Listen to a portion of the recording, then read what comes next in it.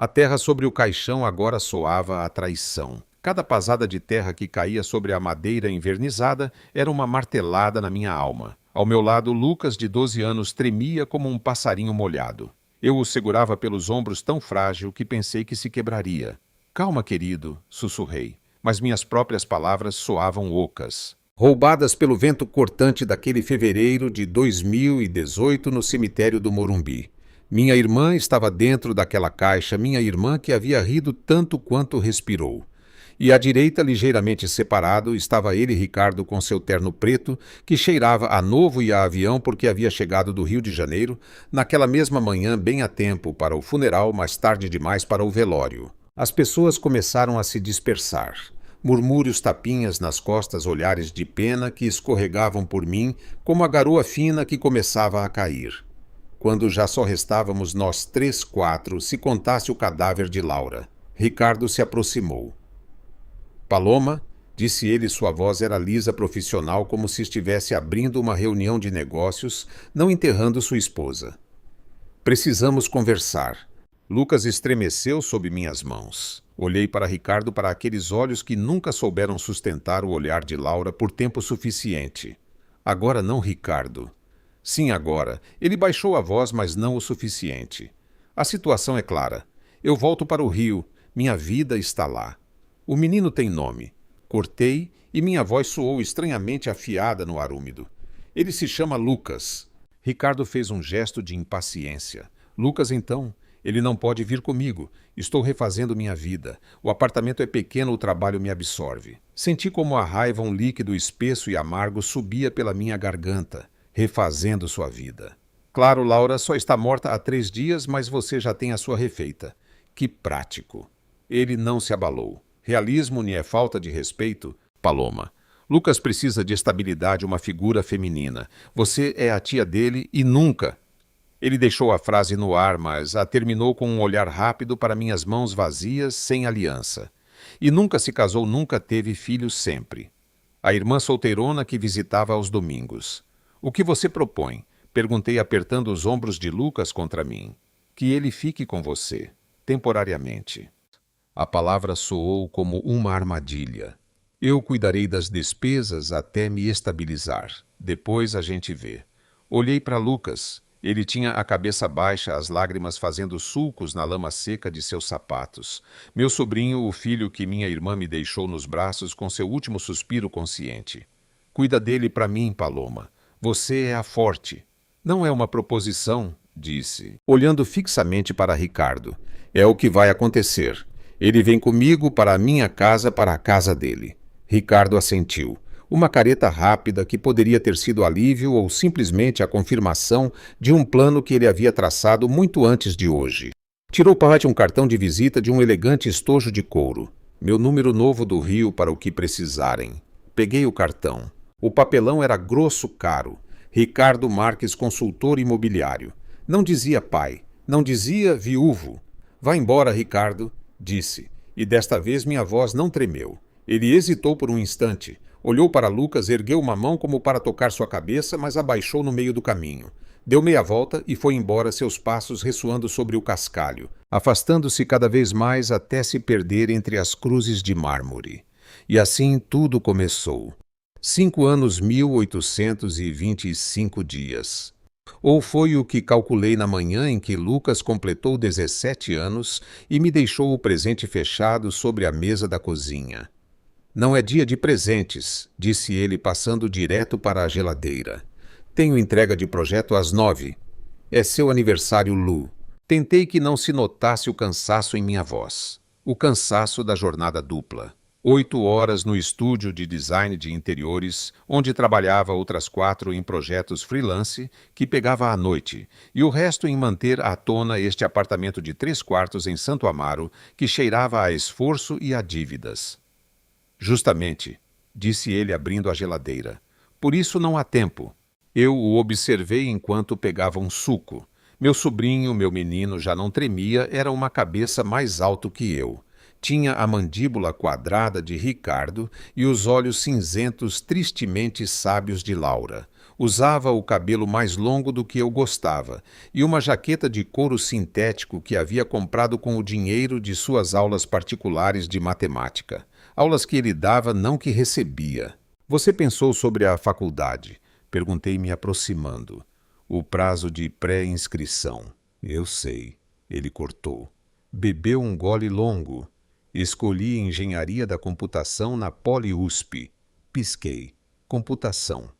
Mas você sempre falava de arquitetura. Dizia que queria fazer casas onde as pessoas fossem felizes. Como as casas que eu desenhava nos meus cadernos quando você era pequeno e sentava ao meu lado para rabiscar suas próprias versões de arranha-céus e castelos. As coisas mudam. Ele encolheu os ombros. Computação tem mais mercado, dinheiro mais rápido. Dinheiro não é o mais importante, Lucas. Ele se virou então e pela primeira vez em semanas me olhou diretamente nos olhos.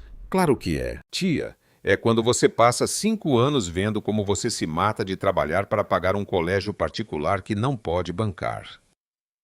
A palavra me atingiu no peito. Eu não te pedi para... Não precisa pedir, disse ele. E sua voz perdeu por um segundo a dureza. Tornou-se quase suave.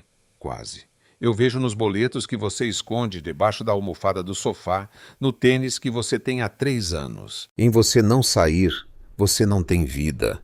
Lu. Ele se calou apertando os lábios. Você não tem ninguém. O silêncio que se seguiu foi tão denso que podia ser tocado. Eu tenho você, disse. E soou patético, fraco, exatamente o que eu não queria ser. Lucas desviou o olhar. Isso não é suficiente para você. Pegou sua mochila do encosto da cadeira. Deixei o boleto do último trimestre e dos livros sobre a mesa. Na segunda vou agendar para pedir a bolsa de estudos. Não quero que você pague mais. Lucas espera. Mas a porta já havia se fechado. Fiquei ali no meio da cozinha que cheirava a café requentado, ouvindo seus passos descerem as escadas cada vez mais rápido, como se ele estivesse fugindo. Não chorei. Havia parado de chorar há muito tempo. Ou talvez todas as minhas lágrimas tivessem secado na tarde em que segurei a mão de Laura e prometi o que não tinha certeza se poderia cumprir. Fui até a mesa. Lá estava dobrado com precisão quase militar. O boleto do colégio, uma cifra de 4 dígitos que me fez fechar os olhos. E ao lado o envelope com o presente. Um relógio não um caro, mas bonito, de ponteiros azuis, a cor que ele, aos 7 anos, me disse que era a cor da felicidade, porque era a cor do céu nos dias em que não chovia. Peguei-o. Pesava mais do que parecia. A noite do conflito começou como qualquer outra. Era quinta-feira. Lucas estava em seu quarto como quase sempre há meses. Nossas interações haviam se reduzido a breves trocas funcionais na cozinha ou no corredor. Tem leite? Sim, na geladeira. Você pagou o condomínio? Sim, já está. Boa noite. Boa noite. Eu estava na sala terminando a contragosto os projetos de uma cobertura no Itaim Bibi para um cliente especialmente exigente.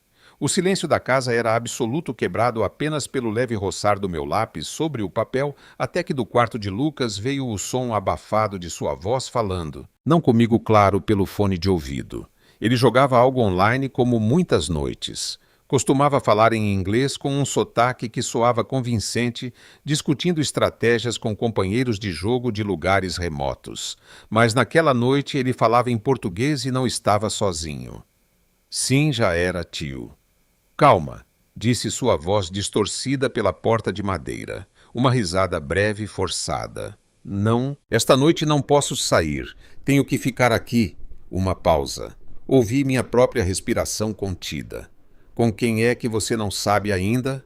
Outra pausa mais longa. E então as palavras nítidas, cortantes, ditas com um tom que não era o seu, um tom de falsa bravata de adolescente tentando impressionar seus pares que eu não podia ver.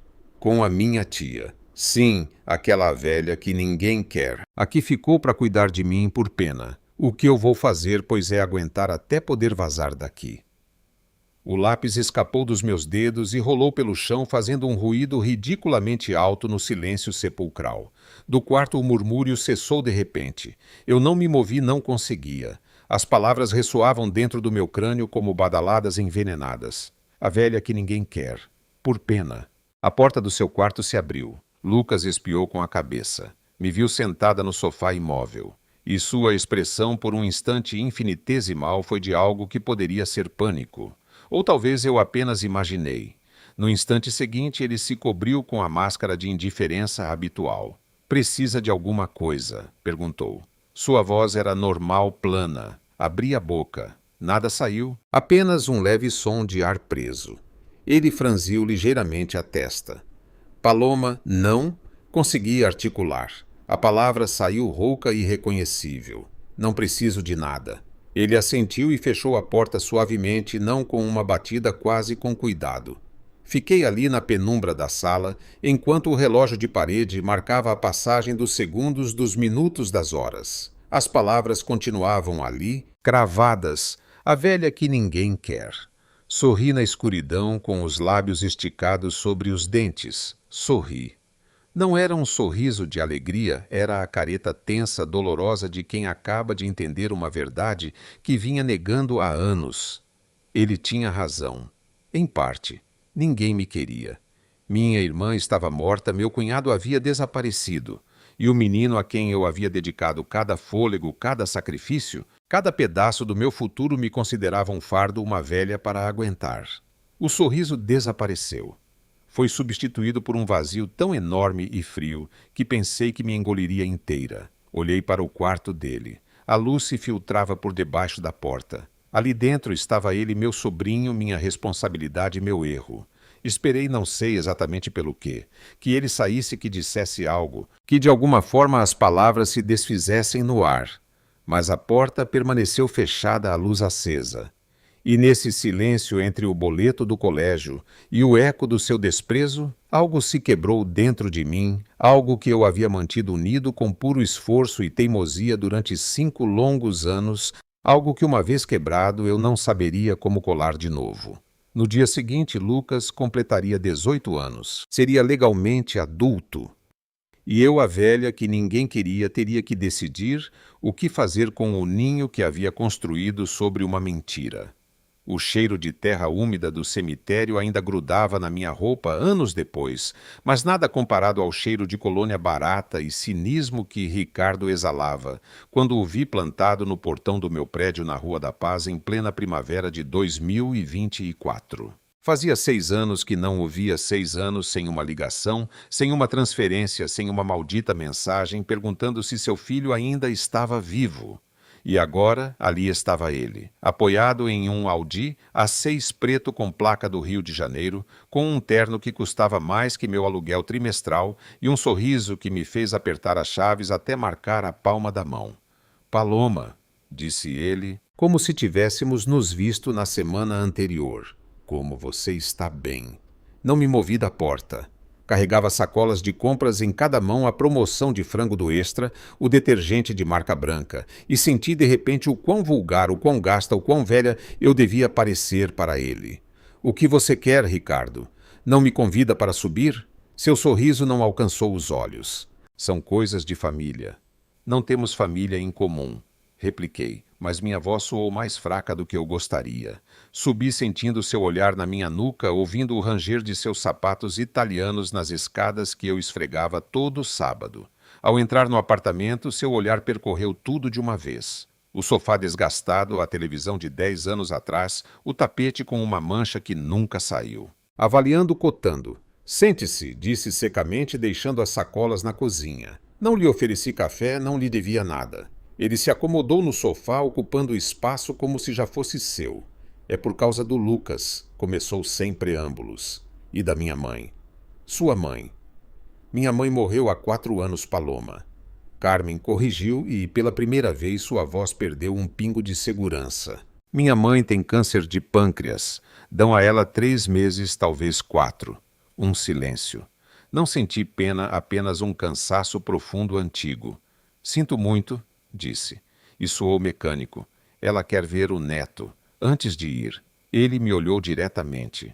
"É seu último desejo, Paloma." Ri. Não pude evitar. Uma risada curta, amarga, que ressoou na sala vazia. "Seu último desejo." Que comovente, Ricardo. E nos últimos 6 anos, nenhum desejo de saber se ele comia, se dormia, se tinha passado a gripe que pegou com 40 de febre. Ele não se abalou. Eu mandava dinheiro.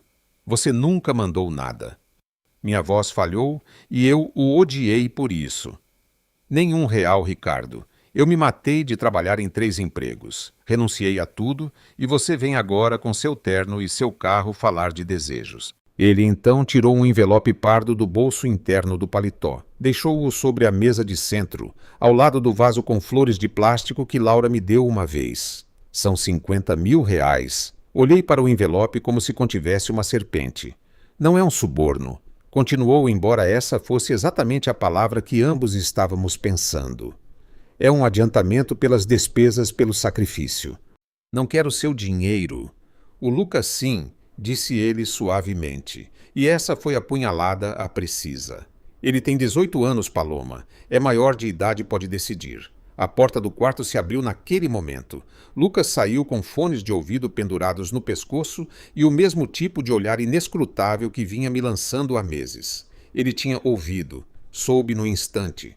Tinha ouvido tudo. Lu, disse Ricardo levantando-se. Sua voz mudou, encheu-se de um calor falso que me deu náuseas.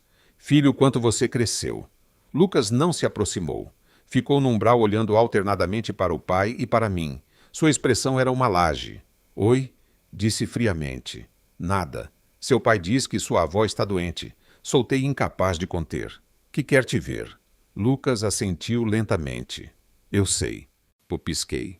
Como assim você sabe? Foi Ricardo quem respondeu. Eu escrevi para ele pelo Instagram há 1 mês. A gente tem se falado. O chão pareceu inclinar-se sob meus pés. 1 mês. Eles conversavam há 1 mês e Lucas não me dissera nada, nem uma palavra. Vejo que ele não te comentou, acrescentou Ricardo, e dessa vez não conseguiu disfarçar completamente a satisfação em sua voz. Olhei para Lucas esperando uma explicação, uma desculpa, algo. Ele encolheu os ombros. Não era da sua conta, tia. Não era da sua conta. As palavras me atravessaram limpas e afiadas. Respirei fundo, contando até 5 na minha cabeça como a terapeuta barata a quem fui por alguns meses após a morte de Laura me ensinara. Bom, disse, e minha voz soou estranhamente calma. Pois então está visto. Se ela quer ver o Lucas, pode vir aqui. A receberemos encantados. Ricardo soltou um bufo como se eu tivesse dito algo engraçado. Minha mãe não pode viajar, Paloma. Ela está em cuidados paliativos no Rio. Lucas tem que ir até lá. Não, não é um pedido. E eu não sou sua empregada, Ricardo. Levantei-me apontando para a porta. Saia. Mas foi Lucas quem falou. Eu vou. Nós dois ficamos olhando para ele. Ricardo com uma sobrancelha ligeiramente arqueada, como se acabasse de ganhar uma partida de pôquer. Eu com a boca ligeiramente aberta, tentando processar a traição. O que consegui articular? Eu vou para o Rio de Janeiro, repetiu Lucas sem me olhar. Ver a vovó. É o mínimo. Lu. Comecei, mas não soube como continuar. O que eu poderia dizer que não fosse para ele abandonar uma idosa moribunda, porque seu pai era um canalha egoísta, Ricardo sorriu. O sorriso amplo e vitorioso de quem jogou suas cartas perfeitamente. Excelente. Podemos ir neste fim de semana. Tenho quartos no Fasano com vista para o mar. Podemos... Não, cortou Lucas. Desta vez ele me olhou. Seus olhos cinzentos, os de Laura, estavam frios como aço. Eu vou sozinho. Você paga o voo e o hotel, mas eu vou sozinho. Um lampejo de irritação cruzou o rosto de Ricardo, mas ele o disfarçou rápido. Como preferir, filho? Compro a passagem agora mesmo pelo celular. Tirou o telefone, um iPhone último modelo que brilhou sob a luz da minha luminária da Tok Stock. Lucas assentiu. E por um momento absurdo pensei que ele ia recusar, que ia dizer que já tinha seu próprio celular, o que eu comprei para o seu 10º aniversário depois de economizar por 6 meses. Mas não disse nada, apenas observou enquanto seu pai deslizava os dedos pela tela. Feito, anunciou Ricardo. Vou de ida na sexta volta no domingo. Te reservo um quarto no mesmo hotel por minha conta, claro. Obrigado, disse Lucas. A palavra soou falsa. Ou talvez fosse apenas minha esperança. Lu, chamei e desta vez não pude evitar que minha voz tremesse. Podemos conversar na cozinha um momento. Ele hesitou. Olhou para o pai, depois para mim. Por um instante em seus olhos acreditei ver um lampejo da ansiedade, da vulnerabilidade do menino que chorava por pesadelos. Mas desapareceu tão rápido quanto havia chegado. Agora, Netia, tenho que estudar. Passou por mim cheirando a sabonete barato e a distância gelada que havia crescido entre nós e entrou em seu quarto. A porta se fechou com um clique suave, mas definitivo. Ricardo e eu ficamos sozinhos na sala. O envelope de dinheiro continuava sobre a mesa como um animal morto. Não torne isso mais difícil do que é, Paloma, disse ele, sua voz baixa. Ele é um garoto esperto. Sabe onde está seu futuro. O futuro dele é aqui, sussurrei. Comigo. Ele balançou a cabeça quase com pena. Com isto, fez um gesto amplo que abarcou o apartamento modesto. Minha roupa gasta, minha vida reduzida. Olha, vou te dizer claramente. Minha mãe morre. E o testamento dela é generoso. Lucas é seu único neto. Há um apartamento na Barra da Tijuca, uma conta de investimentos. Coisas que eu administrarei até ele ser mais velho, claro. Claro, repeti o gosto de Billy na boca. Ele entende, continuou Ricardo. É um garoto prático como o pai. Pegou o envelope e deslizou-o de volta para o bolso interno. Pense nisso, Paloma. 50 mil reais. Você poderia tirar umas férias, conhecer alguém. Você também tem direito a uma vida. Quando ele se foi, fiquei de pé no meio da sala ouvindo o ronco do trânsito da Marginal Pinheiros ao longe. Do quarto de Lucas veio o som de um videogame. Risadas falsas, explosões digitais. Fui para a cozinha, preparei um café que não queria e chorei em silêncio sobre a pia, para que o som da água correndo abafasse meus soluços. A semana que se seguiu foi um lento sangrar. Lucas fez as malas na quinta à noite e colocou-as ao lado da porta. 2 malas que eu não reconhecia, novas caras. De onde você tirou isso? Perguntei, secando um prato com força demais. Eu comprei. Disse ele sem me olhar. Online. Com que dinheiro? Um encolher de ombros. Economias. Eu sabia que ele mentia, ou pelo menos ocultava a verdade. Suas economias consistiam no dinheiro que eu lhe dava para comer no colégio e no que ganhava dando aulas particulares que guardava para a faculdade, não para malas de marca. Seu pai te comprou, afirmei. Ele não negou, apenas deu meia volta e voltou para o quarto. Na sexta de manhã, um táxi veio buscá-lo. Fiquei junto à janela, observando o motorista carregar as malas no porta-malas. Lucas usava uma mochila nova também e um tênis, que devia custar mais de R$1.000. Antes de entrar, ele olhou para a janela. Nossos olhares se encontraram através do vidro. 1 segundo, 2. Então ele assentiu. Um gesto breve, quase imperceptível. E entrou no táxi. Não me disse adeus. O fim de semana foi o mais longo da minha vida. A casa, que durante anos me parecera pequena, apertada de repente, se tornou enorme e vazia. Cada rangido do assoalho, cada goteira da torneira era um lembrete de sua ausência. Não ligou na sexta à noite nem no sábado. Mandei um WhatsApp no sábado de manhã. Chegou bem. A resposta veio 5 horas depois. Sim, nada mais. No domingo à tarde, quando o silêncio já me parecia insuportável, decidi fazer algo que não fazia há anos. Entrei em seu quarto. Não para espionar, ou foi o que disse a mim mesma. Apenas para verificar, para ver se precisava de algo arrumado, algo limpo. O quarto estava impecável como sempre. A cama feita com a precisão militar que ele aprendera em algum lugar, os livros ordenados por tamanho na estante, a escrivaninha livre de qualquer coisa que não fosse o notebook e uma luminária. Sentei-me na beirada da cama, respirando o cheiro dele, daquele desodorante de menino jovem de que eu tanto reclamava, que cheirava a químico. Fechei os olhos e por um momento o vi pequeno de 10 anos com febre dormindo aqui, enquanto eu lhe punha panos frios na testa. Quando abri os olhos, minha vista foi para o computador. Estava fechado, mas ao lado, quase escondido debaixo de um livro didático, vi seu celular. O velho, o que eu lhe comprei. Meu coração deu um pulo. Ele levara um novo, o que Ricardo devia ter comprado. Claro. Estiquei a mão, hesitei e depois peguei o telefone. Estava desligado, ou quase. A bateria estava em 2%. Liguei-o e, para minha surpresa, não pedia senha. Ele nunca a colocara. Um nó se formou na minha garganta. O fato de não pôr senha era algo que eu lhe ensinara. Caso te aconteça algo, Lu, para que alguém possa avisar seus contatos. Ele rira. Quem vai querer roubar meu celular de pobre? Mas nunca pôs senha. Deslizei o dedo pela tela. Os aplicativos eram os de sempre. WhatsApp, Instagram, Spotify.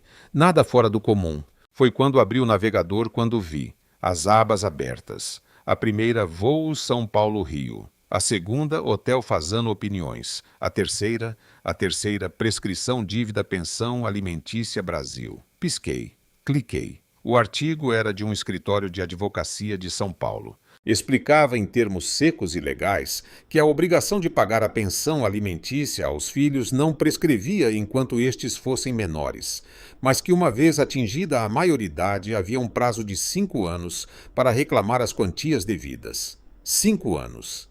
Lucas acabara de fazer 18. Deslizei o dedo para baixo. Mais abas. Cálculo juros de mora-dívidas. Modelo petição reclamação pensão alimentícia. Jurisprudência esse TJ Alimentos, e então a última um PDF baixado. Abri. Era um formulário oficial da Receita Federal, declaração de imposto de renda em nome de Ricardo Marques, do ano anterior. Os números dançavam diante dos meus olhos. Rendimentos de aluguéis, ganhos de capital, rendimentos de capital mobiliário, uma cifra total que me fez prender a respiração. Lucas estivera investigando. Não apenas como viajar para o Rio, mas como cobrar dinheiro de seu pai. Um som me fez levantar a cabeça. O táxi estava estacionando lá embaixo. Desliguei o celular de um golpe, deixei-o exatamente onde estava e saí do quarto como se tivesse me queimado. Quando Lucas entrou no apartamento, eu estava na cozinha fingindo lavar pratos que já estavam limpos. Oi, disse, deixando a mochila nova no chão. Oi, respondi sem me virar. Como está sua avó? Mal. A voz dele soava cansada. Muito mal, mas parece que lhe fez bem me ver. Assenti esfregando o mesmo prato pela terceira vez. Fico feliz. Um silêncio. Depois seus passos se aproximando. Ele parou no umbral da cozinha. Ricardo disse que quer que eu vá morar com ele. Disse abrupto. No Rio?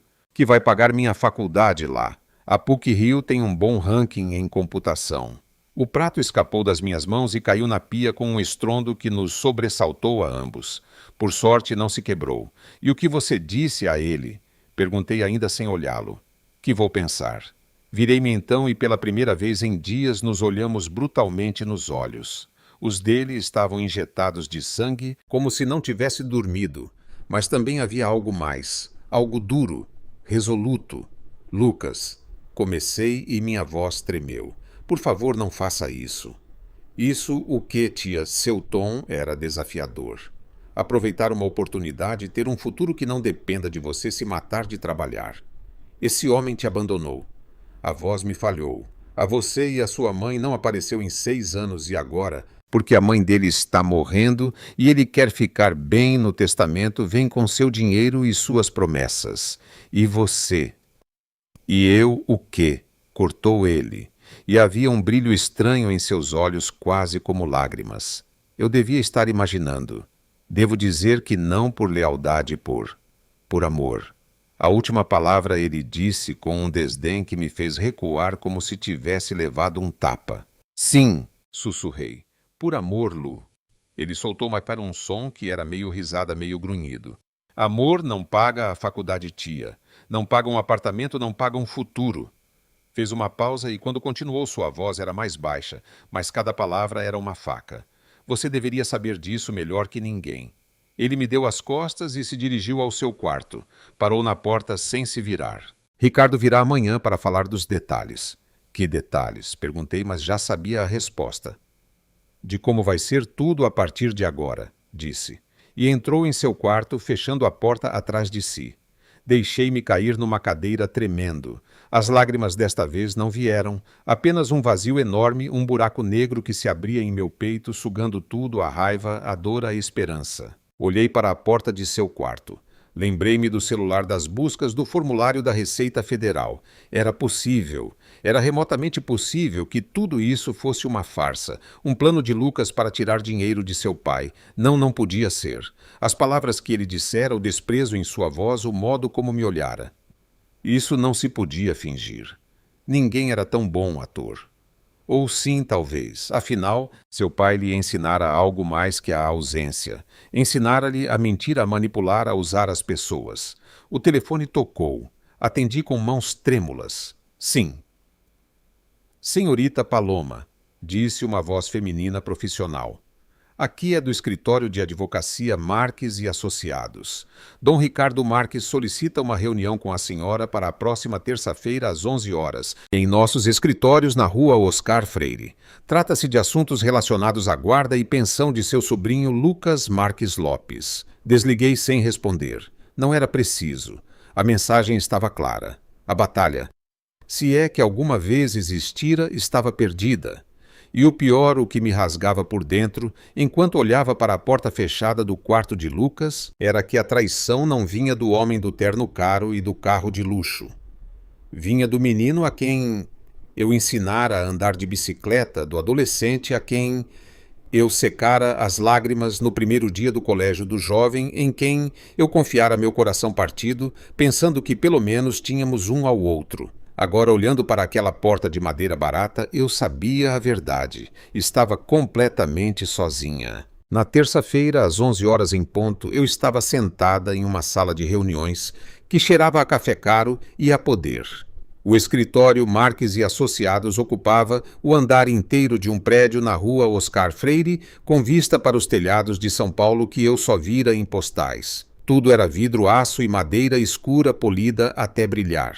Sentia-me deslocada com meu terninho da Renner, que passara 3 vezes naquela manhã, e os sapatos de salto baixo que já me machucavam os calcanhares.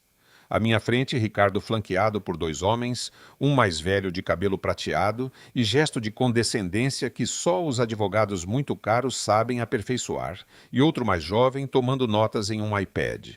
Ao meu lado, a cadeira vazia de Lucas. Ele dissera que viria por conta própria, que tinha aula. Tinha aula até às 10h30.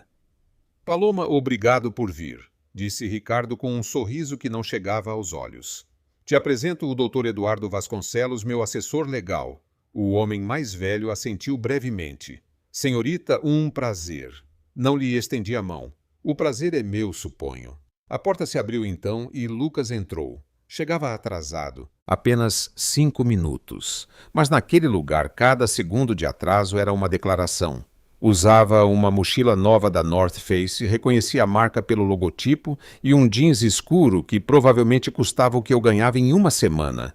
Mas o que mais me doeu foi a camisa branca passada com vinco, como as que Ricardo costumava usar anos atrás, quando ainda fingia ser um marido decente. Desculpem o atraso, disse Lucas sem se dirigir a ninguém em particular. Sentou-se do outro lado da mesa, não ao meu lado, mas no centro equidistante de Ricardo e de mim, um território neutro, ou talvez um campo de batalha. Comecemos, disse Vasconcelos, colocando uns óculos sobre o nariz afilado. Estamos aqui para tratar de assuntos relacionados à situação de Lucas Marques Lopes, maior de idade desde o passado mês de março, e as implicações legais que isso acarreta. Olhei para Lucas. Ele tinha a vista fixa na mesa, os dedos entrelaçados. A situação é clara, continuou o advogado. Dom Ricardo Marques, pai biológico de Lucas, deseja assumir suas responsabilidades parentais de maneira plena. Oferece ao jovem mudar-se para o Rio de Janeiro, custear seus estudos universitários na instituição de sua escolha e proporcionar-lhe alojamento e sustento. E durante os últimos 6 anos, disse, e minha voz soou mais firme do que eu esperava. Onde estavam essas responsabilidades parentais? Ricardo abriu a boca para responder, mas foi Vasconcelos quem interveio com a suavidade de uma faca entrando na manteiga. Esse nem é o assunto que nos ocupa hoje, senhorita. Falamos do presente e do futuro, nem do passado. O passado é o que nos trouxe aqui, repliquei. 6 anos sem uma ligação, sem R$1 sem. Tia Lucas falou pela primeira vez. Não me olhou. Não precisa. O que não precisa? Senti o rubor subir pelo meu pescoço.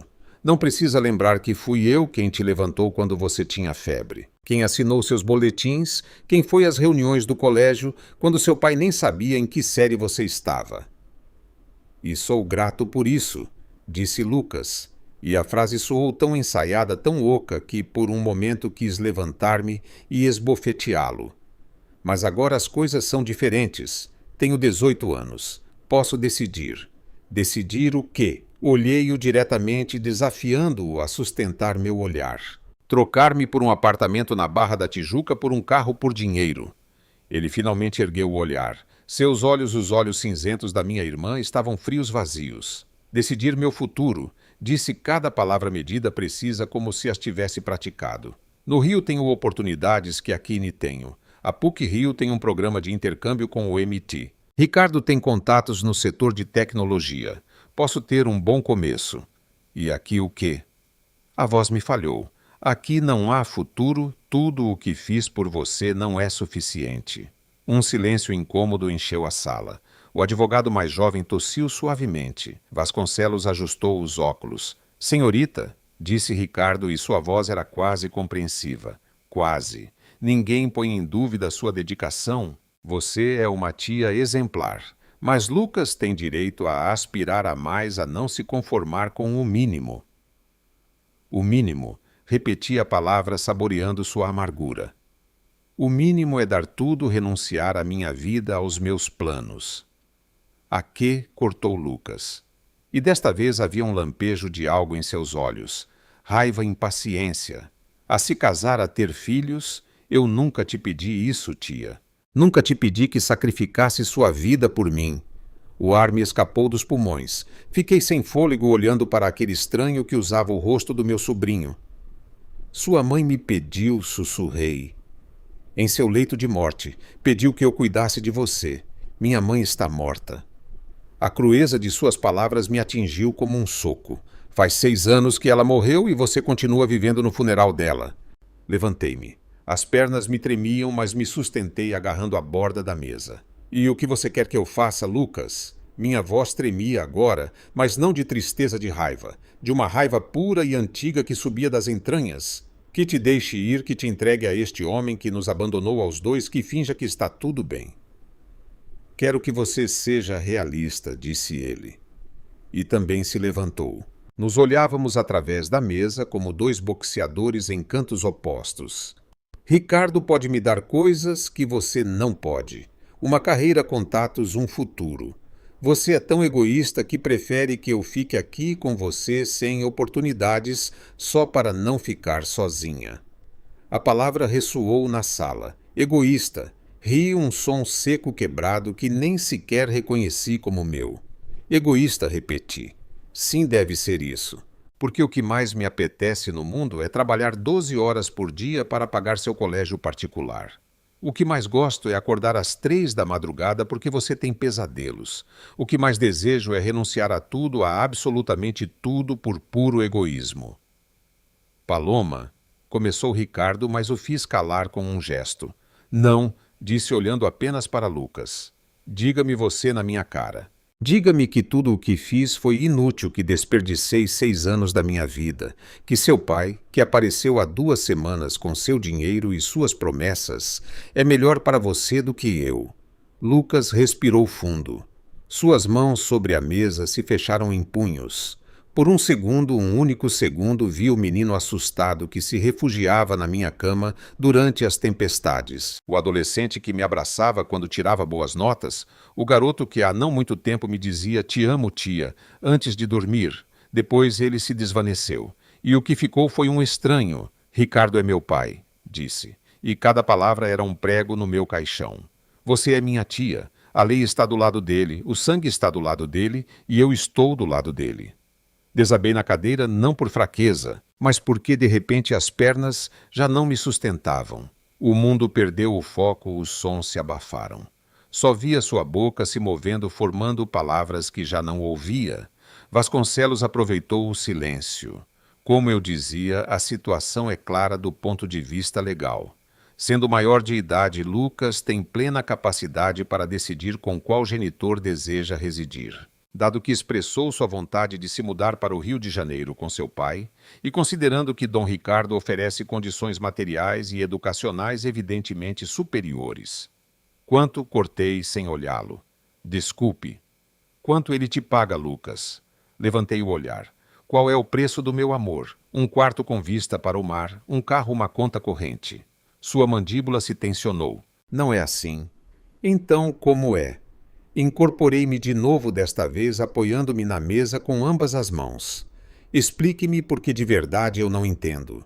Durante 6 anos fui sua mãe, seu pai, sua irmã, sua amiga. Estive em cada jogo de futebol, em cada recital do colégio, em cada noite de febre. E agora, porque este homem aparece com seu terno caro e suas promessas bonitas, você me troca como a um celular velho. Diga-me o que fiz de errado. Diga-me em que falhei. Pela primeira vez vi algo cruzar seu rosto. Um lampejo de dor. Ou talvez fosse apenas o reflexo da luz no vidro da janela. Você não falhou em nada, tia. Disse, e sua voz era mais baixa, agora quase um sussurro.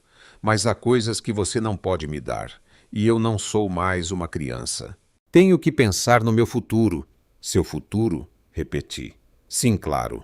Olhei para Ricardo. Estava sentado relaxado, com uma expressão de falsa pena no rosto, como se lamentasse o que estava acontecendo, mas soubesse que no final ele ganharia, sempre ganhava. E se eu me negar?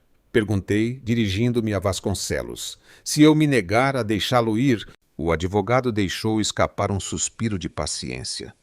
Senhorita, nem é uma questão de a senhora deixá-lo ir. Lucas tem 18 anos. Pode pegar um ônibus esta tarde e ir para o Rio de Janeiro se assim desejar.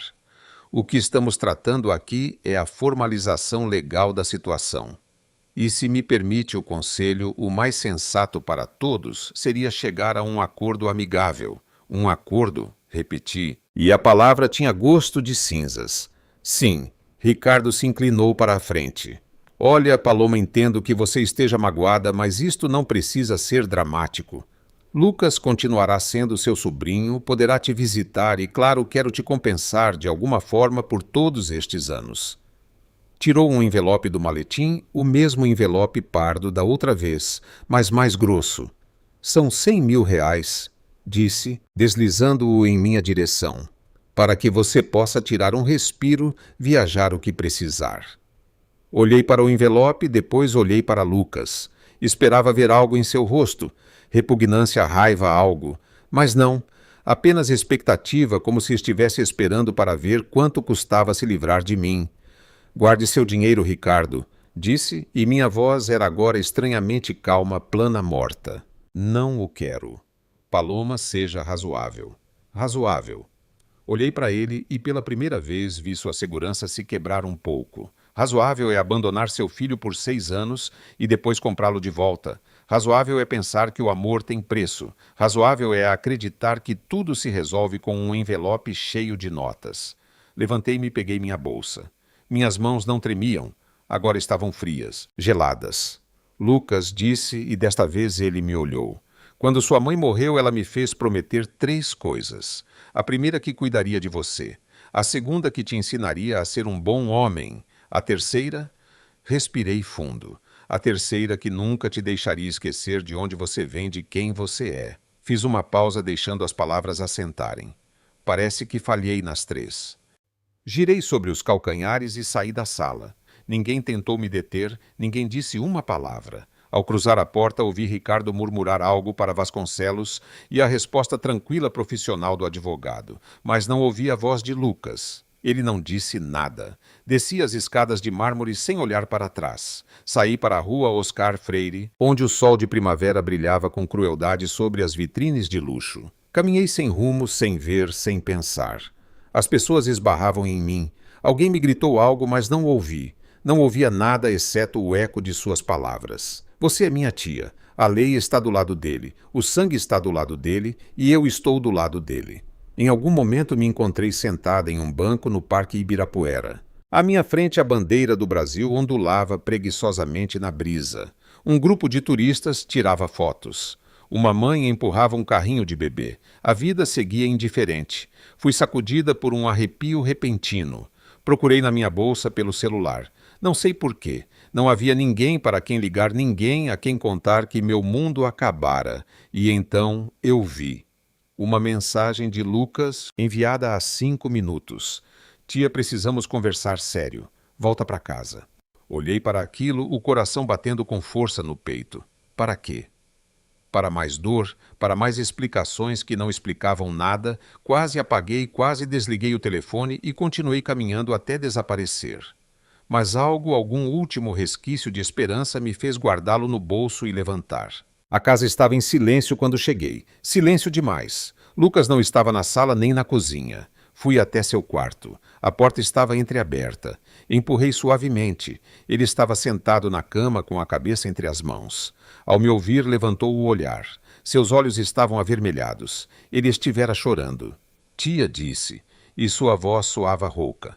Estranho. Comecei levantando uma mão. Não diga nada. Não quero ouvir mais desculpas, mais explicações. Você tem que me escutar. Por quê? A pergunta saiu como um grito abafado. O que mais você pode me dizer? Que já não tenha dito que sou uma velha que ninguém quer. Que sou um obstáculo para o seu futuro. Que sou egoísta por querer que você fique. Paloma, por favor. Não. Bati no batente da porta com a palma da mão. A dor percorreu meu braço, mas a agradeci. Era real, tangível. 6 anos, Lucas. 6 anos da minha vida, da minha juventude, e você me troca por um apartamento com vista para o mar, por um carro. Não é por isso. Ele se levantou de um salto. Seu rosto estava pálido, os músculos da mandíbula tensos. Você não vê, de verdade, você não vê. O que eu tenho que ver, gritei. E já não me importava que os vizinhos ouvissem. Que seu pai te comprou, que te comprou como se compra um cachorro. Estou tentando te proteger. O grito ressoou no pequeno quarto. Nós dois ficamos em silêncio ofegantes, olhando-nos como dois estranhos que se encontram em um campo de batalha. Proteger-me? Sussurrei enfim. De que você me protege, Lucas? Dele. Ele fechou os olhos, respirou fundo. Quando os abriu, havia algo diferente neles. Algo que eu não vira antes. Ou talvez sim, mas não reconhecera. Ricardo nunca ia me deixar ficar com você, disse. E sua voz era agora plana, quebrada. Nunca. Ele tem uma namorada no Rio Jovem. Quer filhos, mas ela não pode tê-los. Ou ele não pode, não tenho certeza. O caso é que eu sou sua única oportunidade, seu herdeiro. E... Ele repetiu e um sorriso amargo se desenhou em seus lábios. E isso significa que ele faria qualquer coisa para me levar com ele. Qualquer coisa, Paloma, incluindo te destruir. Apoiei-me na parede de repente, sem forças. Destruir-me. Como você acha que ele não tem advogados que podem encontrar algo, qualquer coisa? Um erro nos papéis da tutela, um problema com os impostos. Você trabalha por horas, sem registro, às vezes não é. Acha que ele não poderia usar isso contra você para provar que você não é uma tutora adequada ou simplesmente para tornar sua vida um inferno com processos, com burocracia, com despesas legais que você não pode pagar? As palavras caíam como pedras pesadas, frias. Mas a tutela já não importa. Sou maior de idade. Importa para o passado. Disse ele, e agora se aproximou baixando a voz. Para os 6 anos que você esteve a cargo de mim, sem a permissão dele, sem o apoio financeiro dele. Ele poderia te cobrar despesas, poderia dizer que você agiu ilegalmente. Ele não faria isso, mas a ameaça está aí, e ele a usaria se fosse forçado. E por que você está me dizendo tudo isso agora? Olhei-o tentando entender, decifrar o código por trás de suas palavras. Se ele é tão perigoso, se é tão ruim, por que você vai com ele? Porque é a única maneira, sussurrou. E então, pela primeira vez em anos, vi lágrimas assomarem em seus olhos. Lágrimas reais. A única maneira de conseguir que ele te deixe em paz. Se eu for voluntariamente, se aceitar a oferta dele, ele se sentirá vitorioso, terá ganhado, e não terá necessidade de te destruir no caminho. E quanto a você, ele não te destruirá. Toquei seu braço e notei que tremia. Lucas soltou uma risada curta, amarga. A mim, ele já me destruiu há 6 anos, tia, quando foi embora e não olhou para trás. Isto Isto é só negócios. Negócios. A palavra tinha gosto de traição de algo sujo. Isso é um negócio para você, tem que ser. Ele se afastou, passando uma mão pelo rosto. Se eu deixar que seja outra coisa, se eu deixar que os sentimentos se interponham, ele ganhará.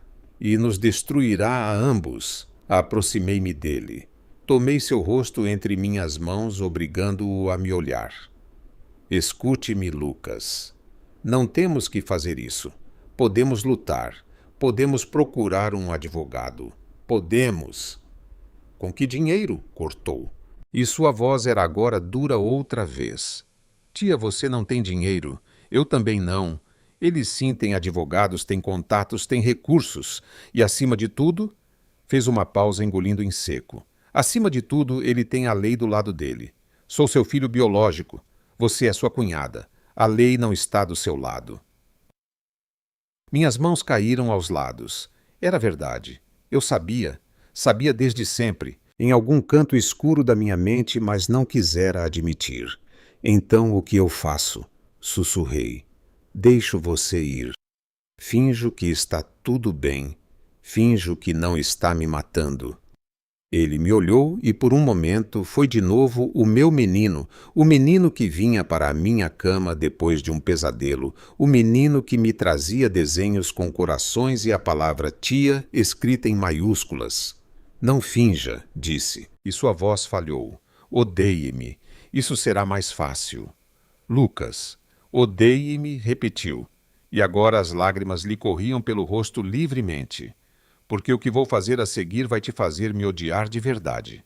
Antes que eu pudesse responder, antes que pudesse entender, ele secou as lágrimas com um gesto brusco. Respirou fundo e seu rosto se transformou. A vulnerabilidade desapareceu. A tristeza se esvaiu. O que ficou foi a máscara de indiferença, de dureza que ele usara no escritório de advocacia. Vou fazer as malas esta noite, disse, e sua voz era agora fria plana. Irei embora amanhã de manhã. Ricardo virá me buscar às 9 horas. Tão cedo? A pergunta saiu como um gemido. É melhor assim. Limpo rápido. Fez uma pausa. Não quero dramas. Dramas, repeti. E de novo senti a raiva fervendo em meu estômago. O que é mais dramático do que perder a única família que te resta? Você não é minha família, disse, e cada palavra era um chicote. Minha família está morta. Ou no Rio de Janeiro. Você é só a mulher que cuidou de mim porque não tinha nada melhor para fazer. Desta vez o golpe foi tão forte, tão brutal, que recuei um passo, depois outro, até que minhas costas bateram na parede. Lucas me olhou. Não me olhou. Olhou através de mim como se eu não estivesse mais ali, como se já me tivesse deixado para trás. Amanhã, às 9 horas, repetiu. Por favor, não esteja aqui. Não quero despedidas. Virou-se sobre os calcanhares e saiu do quarto. Ouvi seus passos descerem as escadas, a porta da rua abrir e fechar. O silêncio que se seguiu foi tão absoluto que pensei que enlouqueceria. Deslizei pela parede até ficar sentada no chão com os joelhos junto ao peito. Ali no chão do quarto do meu sobrinho, rodeada por seus pôsteres de videogames, seus livros, suas coisas. Desabei por fim e chorei. Chorei por Laura que se fora cedo demais, por mim que perdera demais, e por Lucas que acabara de se perder. Lá fora a noite caiu sobre São Paulo. Os carros passavam, as pessoas riam em algum bar próximo. A vida seguia. Mas naquele apartamento da Rua da Paz algo se quebrara para sempre. E o pior, o mais doloroso, era que eu não sabia se as lágrimas de Lucas haviam sido reais, se aquele momento de vulnerabilidade fora verdadeiro ou se tudo, absolutamente tudo, fora parte da atuação.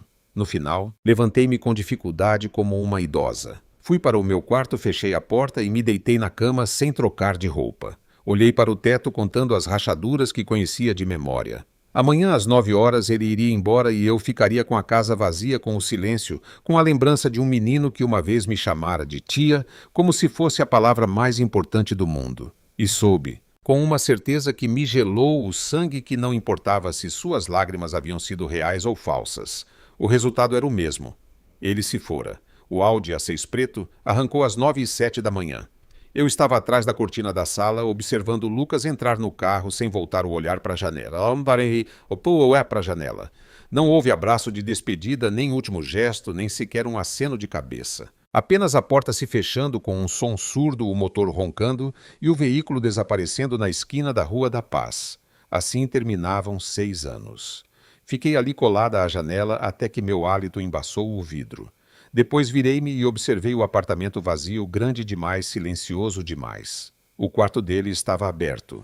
Aproximei-me, meus pés descalços sobre o assoalho frio. Ele limpara tudo. Não restava um papel, um livro, um pedaço de roupa. Apenas a cama feita com perfeição militar. E no centro da escrivaninha um objeto solitário. O relógio. O que eu comprei para seu 10º aniversário, o de ponteiros azuis. Peguei-o. Ainda funcionava. O tic-tac era o único som em toda a casa. Naquela noite, pela primeira vez em 6 anos, não preparei o jantar. Sentei-me no sofá com uma caixa de biscoitos e uma garrafa de vinho barato e liguei a televisão sem ver. As luzes dos anúncios dançavam nas paredes vazias. O silêncio era tão absoluto que eu podia ouvir o zumbido da geladeira da cozinha. Às 11 horas, o telefone tocou. Corri para atender um estúpido lampejo de esperança iluminando meu peito. Alô? Boa noite. É a senhorita Paloma. Uma voz feminina, profissional que não reconheci. Sim, quem é? Meu nome é Marta Souza, do escritório de advocacia Souza e Associados. Represento seu sobrinho Lucas Marques Lopes. Apoiei-me na parede. Lucas, o que aconteceu? Ele está bem? Perfeitamente, senhorita. Ligo porque recebemos instruções para iniciar os trâmites para a cobrança da dívida de pensão alimentícia contra o pai dele, Ricardo Marques. Pisquei tentando processar as palavras. Como?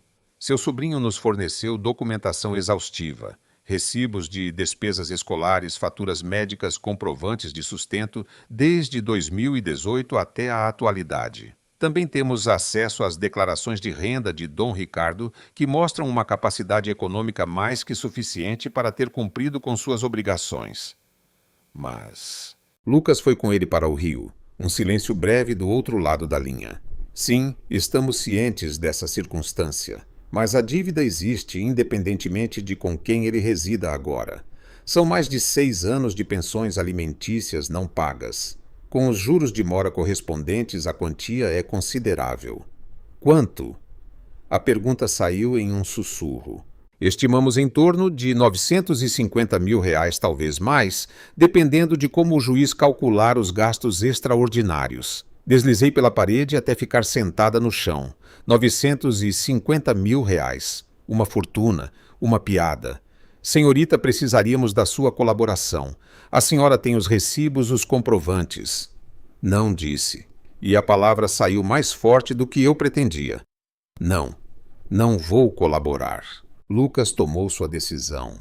Foi com o pai dele. Se quer cobrar dinheiro dele, que o faça, mas não através de mim. Não vou ser seu instrumento. Entendo que possa se sentir magoada, mas legalmente.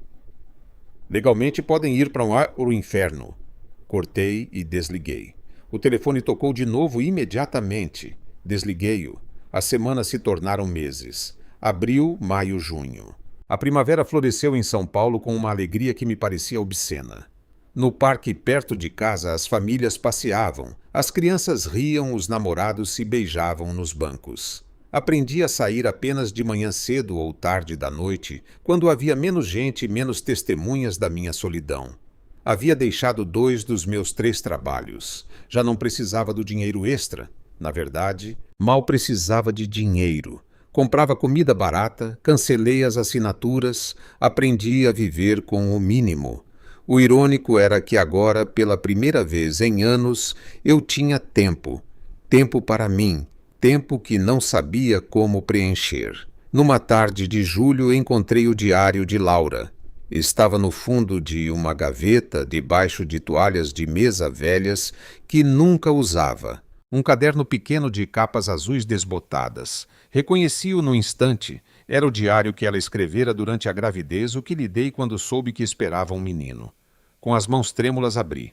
Sua letra redonda e alegre enchia as páginas. 15 de março de 2006. Hoje senti os chutes como borboletas, ou como diz a Paloma, como um jogador de futebol em miniatura. Ricardo está em viagem de trabalho de novo. Mas minha irmã veio com iogurte e conversamos por horas sobre nomes. Ela gosta de Lucas como nosso avô. Eu também. Passei as páginas. Fotografias deslizaram entre meus dedos. Uma ultrassonografia borrada, uma foto de Laura grávida sorrindo em frente a um bolo. Outra de Ricardo com a mão sobre a barriga dela, olhando para a câmera com uma expressão que não soube decifrar.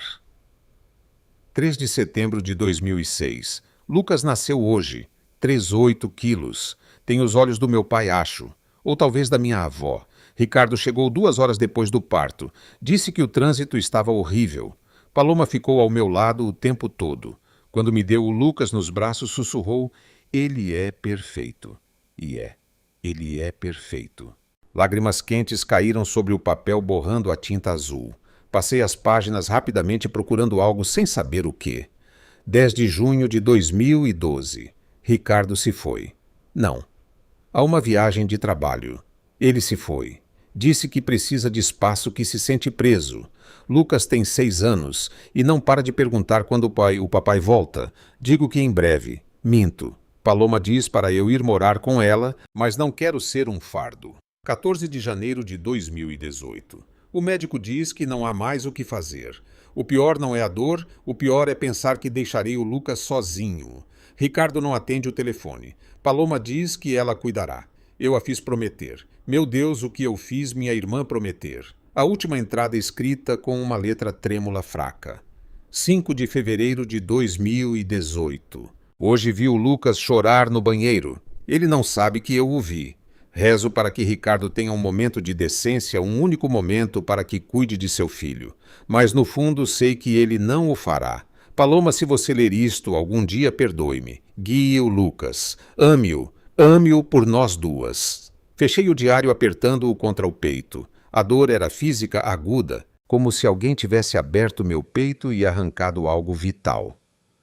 Perdoe-me, ela escrevera, como se houvesse algo a perdoar. A campainha da porta me sobressaltou. Deixei o diário e fui abrir secando as lágrimas a contragosto. Era Ricardo. 6 semanas. 6 semanas sem vê-lo, sem saber de Lucas, além de alguma foto no Instagram que me atormentava olhar. E agora, ali estava ele no meu portão, com outro terno caro e o mesmo sorriso que nunca chegava aos olhos. Paloma, posso entrar? Não. O sorriso desvaneceu-se um pouco. Será só um momento. Você não tem nada a me dizer que eu queira ouvir. É sobre o Lucas. Isso me deteve. A fraqueza de querer saber, de precisar saber mesmo sabendo que me machucaria. Recuei, deixando-lhe espaço para entrar. Havia algo diferente nele. Notei cansaço ao redor dos olhos, estresse na maneira de se portar. O que há com o Lucas? Perguntei sem lhe oferecer assento. Ele está bem, adaptando-se. A faculdade começa em setembro, mas ele já está fazendo cursos de verão. Tem talento, a verdade. Fico feliz. As palavras soaram planas mortas. Ricardo olhou ao redor como se procurasse algo ou alguém. A casa parece maior sem ele. Não vim para conversar, Ricardo. Diga o que tem a dizer e vá embora. Ele assentiu, passando a mão pelo cabelo, um gesto nervoso que eu não vira antes. Lucas quer cortar todo o contato com você. As palavras, embora esperadas, me atingiram com força. Respirei fundo, contando até 5. Ele já o fez. Faz 6 semanas que não liga, não escreve. Não, Paloma? Falo legalmente. Ele quer assinar um documento em que renuncia a qualquer reclamação futura em relação a você e você a ele. Pisquei tentando entender. Que reclamação eu vou fazer ao Lucas? Ele acredita que você poderia incomodá-lo, tentar convencê-lo a voltar, ou pior, tentar reclamar alguma compensação pelos anos que cuidou dele. A risada me escapou antes que eu pudesse contê-la. Uma risada ácida, cheia de amargura. Dinheiro, você acha que eu quero a porra do seu dinheiro. Não é o que eu acho, é o que o Lucas acha. Fez uma pausa. Ou, pelo menos, é o que ele diz acreditar. Algo em seu tom me fez prestar atenção. O que você quer dizer, Ricardo? Ele hesitou. Pela primeira vez desde que o conhecia, parecia genuinamente desconfortável e inseguro. Está sendo difícil. Com o Lucas. Ele não é o menino dócil que eu esperava. Questiona tudo. Pergunta por faturas, por contratos, por detalhes legais que um garoto da sua idade não deveria conhecer. Ele me olhou fixamente. Foi você que ensinou tudo isso a ele, a desconfiar, a revisar as letras miúdas. Ele aprendeu sozinho? Sussurrei. Por sua culpa. Um lampejo de ira cruzou seu rosto, mas ele o conteve. Olha, Paloma, vou ser sincero. Este assunto da cobrança da pensão é um problema. Meus advogados dizem que ele tem chances e Lucas insiste em seguir adiante mesmo morando comigo agora. E você não quer pagar? Deduzi sentindo um novo nível de nojo se abrir dentro de mim. Você voltou para tentar que eu o convença a não te processar. São quase R$ 1 milhão. Ele estava finalmente perdendo a compostura. Com juros pode ser mais. E embora eu tenha dinheiro, não sou tolo. Não vou pagar por algo que é sua responsabilidade, terminei por ele. Por algo que é sua responsabilidade legal e moral. Moral? Ele cuspiu a palavra como se tivesse um gosto ruim. Você me fala de moralidade, você que me roubou meu filho. Eu não te roubei nada. Gritei, e desta vez não pude conter. Você o abandonou, deixou-o sozinho com uma mãe moribunda e foi fazer sua nova vida. E agora volta como se nada tivesse acontecido e espera que eu te receba de braços abertos, que te ceda seu filho como se fosse um maldito pacote. Ele é meu filho e ela era minha irmã. As lágrimas corriam agora livremente pelo meu rosto, mas não me importava. Eu a enterrei. Eu segurei sua mão quando ela morreu. Eu limpei seu corpo para o funeral. E você? Onde você estava, Ricardo? Em que hotel 5 estrelas você estava quando a mulher que jurou amar estava morrendo sozinha? Fez-se um silêncio carregado. Ricardo respirava com dificuldade, os punhos cerrados aos lados. Você vai assinar o documento, disse enfim, recuperando o controle. Sua voz era fria como aço. Ou farei da sua vida um inferno, mais do que já é. Acredite, posso piorar. Aproximou-se um passo. Trabalha sem contrato não é empregos informais. Meus advogados poderiam se interessar por isso. Poderiam se interessar também por como você obteve a tutela do Lucas, os trâmites, as permissões. Tenho certeza de que nem tudo estava em perfeita ordem. Você está me ameaçando. Estou te avisando. Tirou um documento de sua maleta. Assine isto. Renuncie a qualquer direito sobre o Lucas, a qualquer reclamação, e ele fará o mesmo. E este pesadelo terá terminado para todos. Peguei o documento. Era denso, cheio de jargão legal, mas a mensagem era clara. Eu deixava de ser sua tia legalmente, emocionalmente, completamente. E se eu me negar, então o Lucas te processará por gastos incorridos indevidamente durante sua menoridade. Ele sorriu, um sorriso cruel triunfante. Sim, ele concordou com isso. Se você me assinar, ele te processará. Meus advogados já têm os papéis prontos. Olhei para o documento. As letras dançavam diante dos meus olhos. Não podia ser. Lucas não faria isso. Não poderia. Ele... Não o quê? Cortou Ricardo. Não te trairia? Não escolheria o futuro dele em vez de você? Ele já o fez, Paloma. Foi comigo. E isto é apenas a formalização. Tremi? Não de medo, mas de raiva. De uma raiva tão profunda, tão antiga, que pensei que me consumiria por dentro. Dê-me uma caneta. A surpresa em seu rosto foi quase gratificante. Quase. Você vai assinar? Vou assinar, disse. E minha voz era agora estranhamente calma. Porque no final você tem razão. Ele já me traiu. Isto é só papel. Procurei uma caneta na gaveta da entrada. Uma caneta barata de publicidade de uma imobiliária, a mesma que eu usava para fazer a lista de compras, para anotar receitas, para desenhar casinhas com o Lucas quando ele era pequeno e dizia que quando crescesse seria arquiteto. Assinei meu nome trêmulo no final da página. Paloma, a tia que ninguém queria. Ricardo pegou o documento, revisou a assinatura e assentiu satisfeito. Sabe a decisão. Vá embora.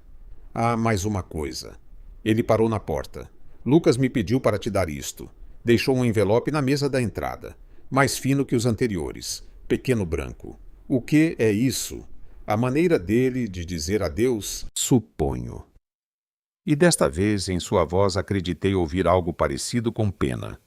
Ou talvez fosse apenas alívio. Adeus, Paloma. Saiu fechando a porta atrás de si com um clique suave, o mesmo som que Lucas fizera ao sair de seu quarto pela última vez. Fiquei ali de pé na sala vazia, olhando para o envelope branco sobre a mesa. Passaram-se minutos, talvez horas. Finalmente aproximei-me e o abri. Não havia dinheiro dentro. Apenas uma folha de papel dobrada em 4 e uma chave.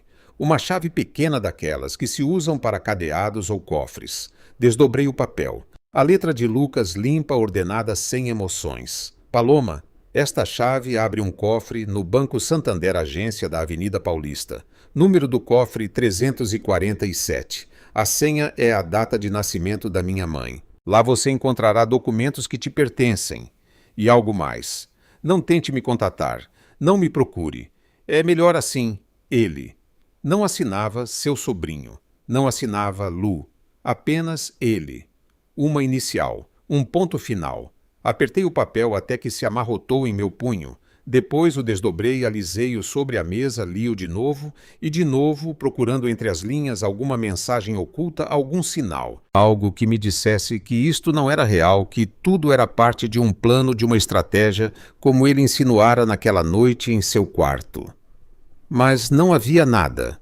Apenas frases curtas, secas, definitivas. A data de nascimento de Laura, 14 de maio de 1978. O Banco Santander da Avenida Paulista era um edifício imponente com colunas de mármore e um saguão que ecoava. Senti-me deslocada com meu jeans e minha camisa simples entre homens e mulheres, com ternos que valiam mais que meu carro. A funcionária, uma mulher de meia idade, com óculos de armação fina, me guiou à sala de cofres após verificar minha identidade. Não perguntou por que eu acessava um cofre que não estava em meu nome. Supus que Lucas deixara instruções, ou que pagara para que não perguntassem. O cofre 347 estava na terceira fileira, uma pequena caixa de aço com um número gravado. Introduzi a chave e girei. Depois o código 140578. O trinco cedeu com um clique suave. Dentro havia 2 coisas. Um envelope manila grosso e em cima uma foto. Peguei-a. Era uma foto de Lucas recente pela sua aparência. Estava no que parecia um apartamento moderno, com janelas grandes e vista para o que reconheci como o mar do Rio de Janeiro. Não sorria. Olhava para a câmera com uma expressão séria, quase triste. No canto inferior, escrito a caneta, para você ver que estou bem.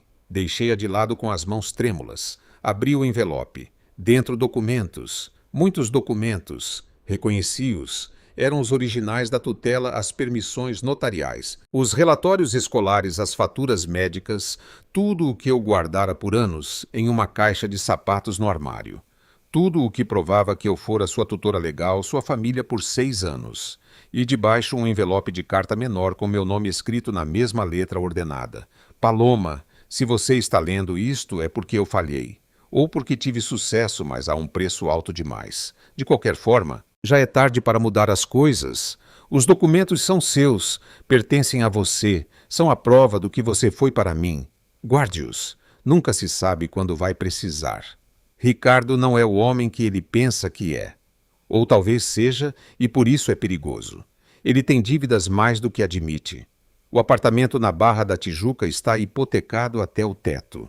Seu negócio passa por dificuldades e ele precisa de um herdeiro limpo, sem dívidas para impressionar seus investidores. É para isso que ele me quer, como vitrine. Eu aceitei a oferta dele por 2 razões. A primeira, para te afastar do alcance dele. Enquanto você estiver longe de mim, não é uma ameaça para ele e, portanto, está segura. A segunda, para conseguir o que ele te deve, o que ele nos deve. Estive coletando provas por meses. Ele tem contas no exterior, propriedades em nome de laranjas e sonegou impostos por anos. Com esta informação posso obrigá-lo a pagar. Não voluntariamente, mas pela lei. Mas para fazer isso preciso que você me odeie. Preciso que você acredite que sou um traidor. Porque se ele duvidar por um segundo que não estou fazendo isso por você, ele encontrará uma maneira de te ferir. E ele o fará. Eu te prometo, ele o fará. Então me odeie, por favor. É a única maneira de isto funcionar. Há uma conta bancária em seu nome neste mesmo banco. O número da conta está escrito no verso desta carta. Quando o dinheiro aparecer, você saberá que tive sucesso e que de alguma maneira torta cumpri a promessa que fiz à minha mãe. Cuide-se, tia. Por favor, cuide-se. Lucas. A carta caiu das minhas mãos, flutuou até o chão da sala acarpetada, aterrissando sem fazer barulho.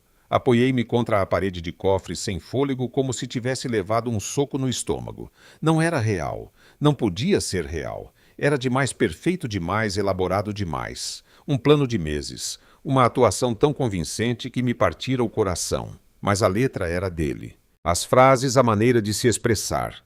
Era o Lucas. O meu Lucas. O menino que escondia sua sensibilidade sob camadas de sarcasmo, o adolescente que se preocupava com detalhes, com planos, com ter tudo sob controle. Peguei a carta do chão, relia, chorando agora sem tentar me conter. Lágrimas de alívio, de dor, de raiva, de amor. Todas misturadas, todas igualmente intensas.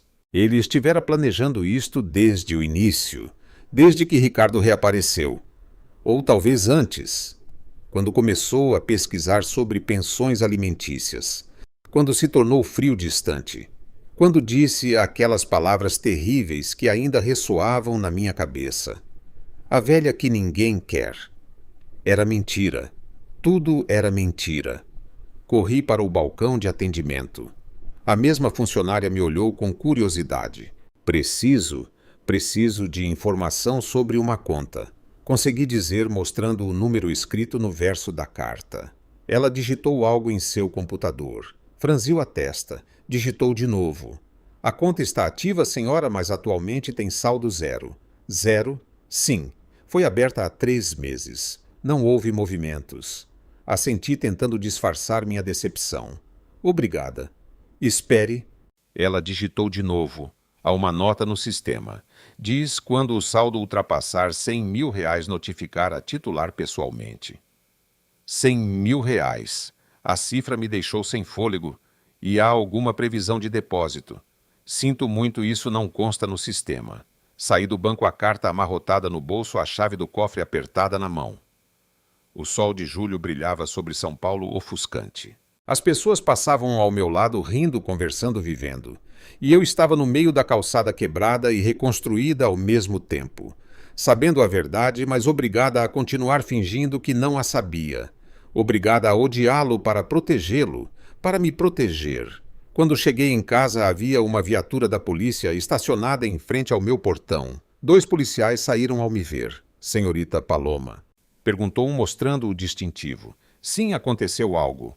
Temos um mandado de busca, por suposto exercício ilegal da tutela e apropriação indébita de fundos. Olhei para o meu apartamento. A porta estava aberta. Via-se outra pessoa revirando lá dentro. É um erro, sussurrei, mas já sabia que não era. Ricardo decidira não esperar, ou suspeitara de algo, ou simplesmente queria garantir que eu estivesse ocupada demais me defendendo para não interferir em seus planos. Um dos policiais me pegou pelo braço com suavidade, mas com firmeza. Precisamos lhe fazer algumas perguntas na delegacia. Não se preocupe, é só um trâmite. Assenti olhando para a janela do meu apartamento. Ali na sala vazia, outro policial estava revirando as gavetas. Revirando a caixa de sapatos onde eu guardava os documentos. Os mesmos documentos que agora estavam a salvo em um cofre de banco. A carta de Lucas queimava no meu bolso. Suas palavras, seu plano, seu sacrifício. Sorri apesar de tudo. Um sorriso triste, mas real.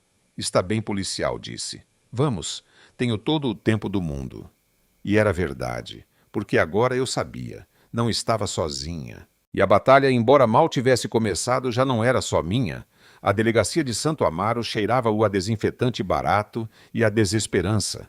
Deixaram-me em uma pequena sala de interrogatório, com uma mesa de fórmica amarelada e 2 cadeiras de plástico.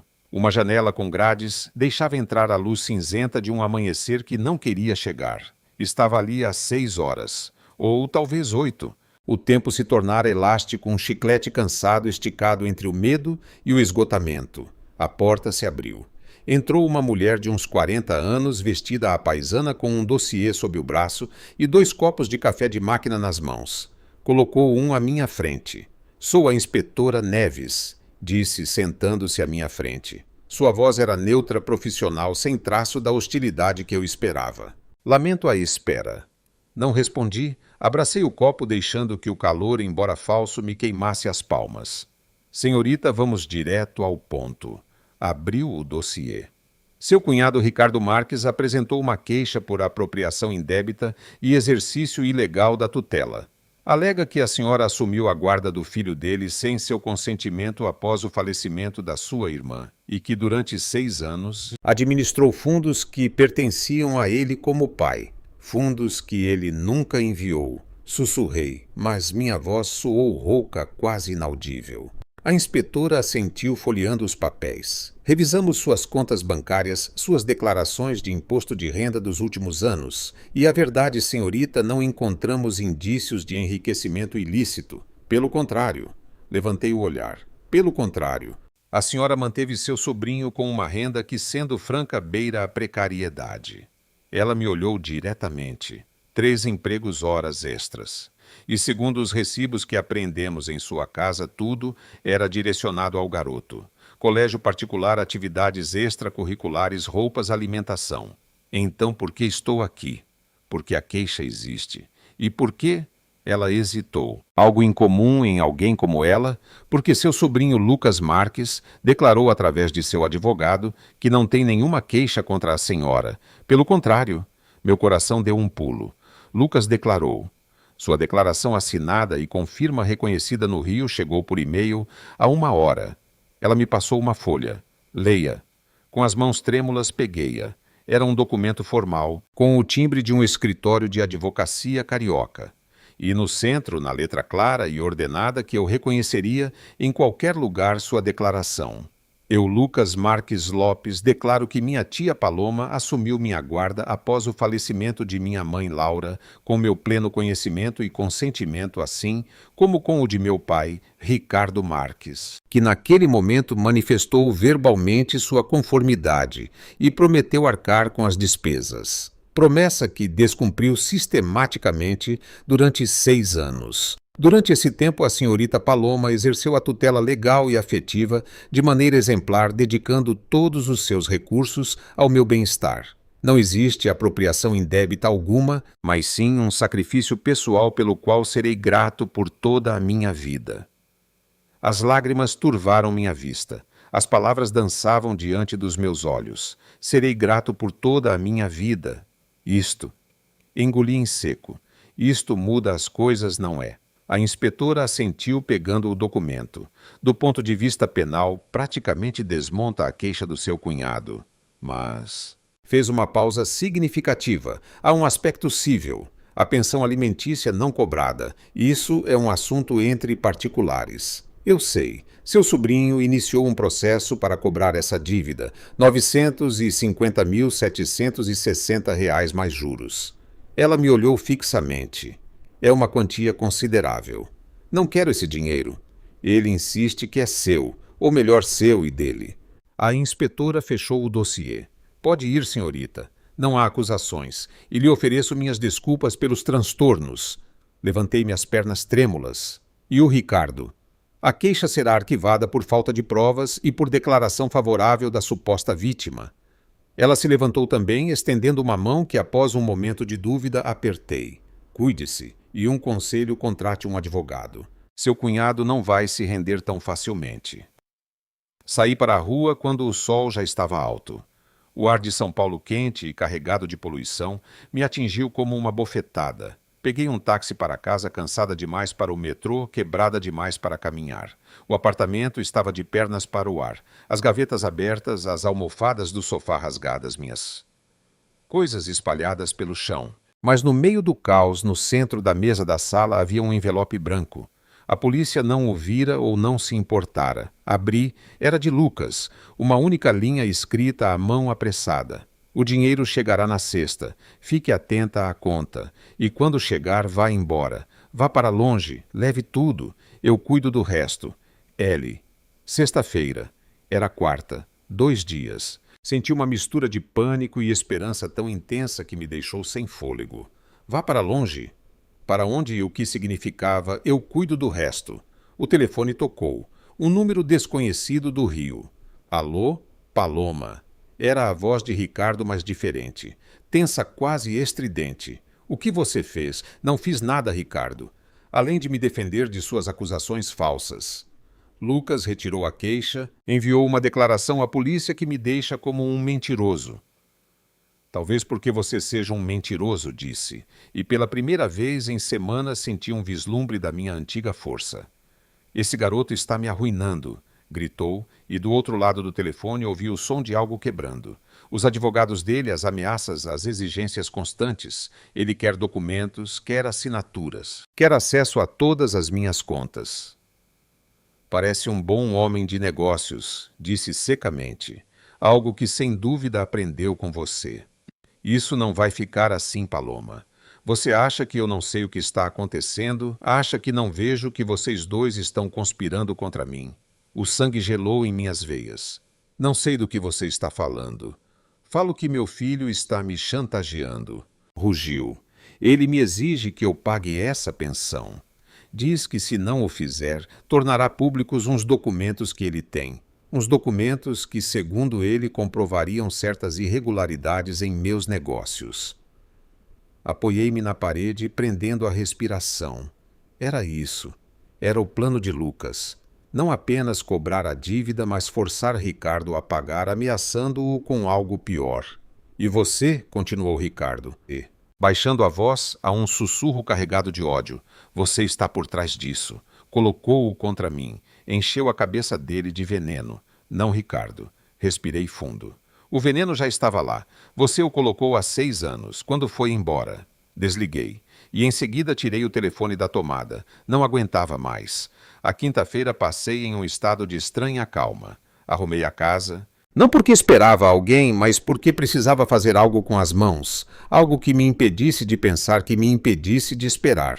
Mas a espera era um monstro que habitava cada canto da casa. No assobio da chaleira, no tic-tac do relógio de Lucas, que decidira guardar na minha bolsa.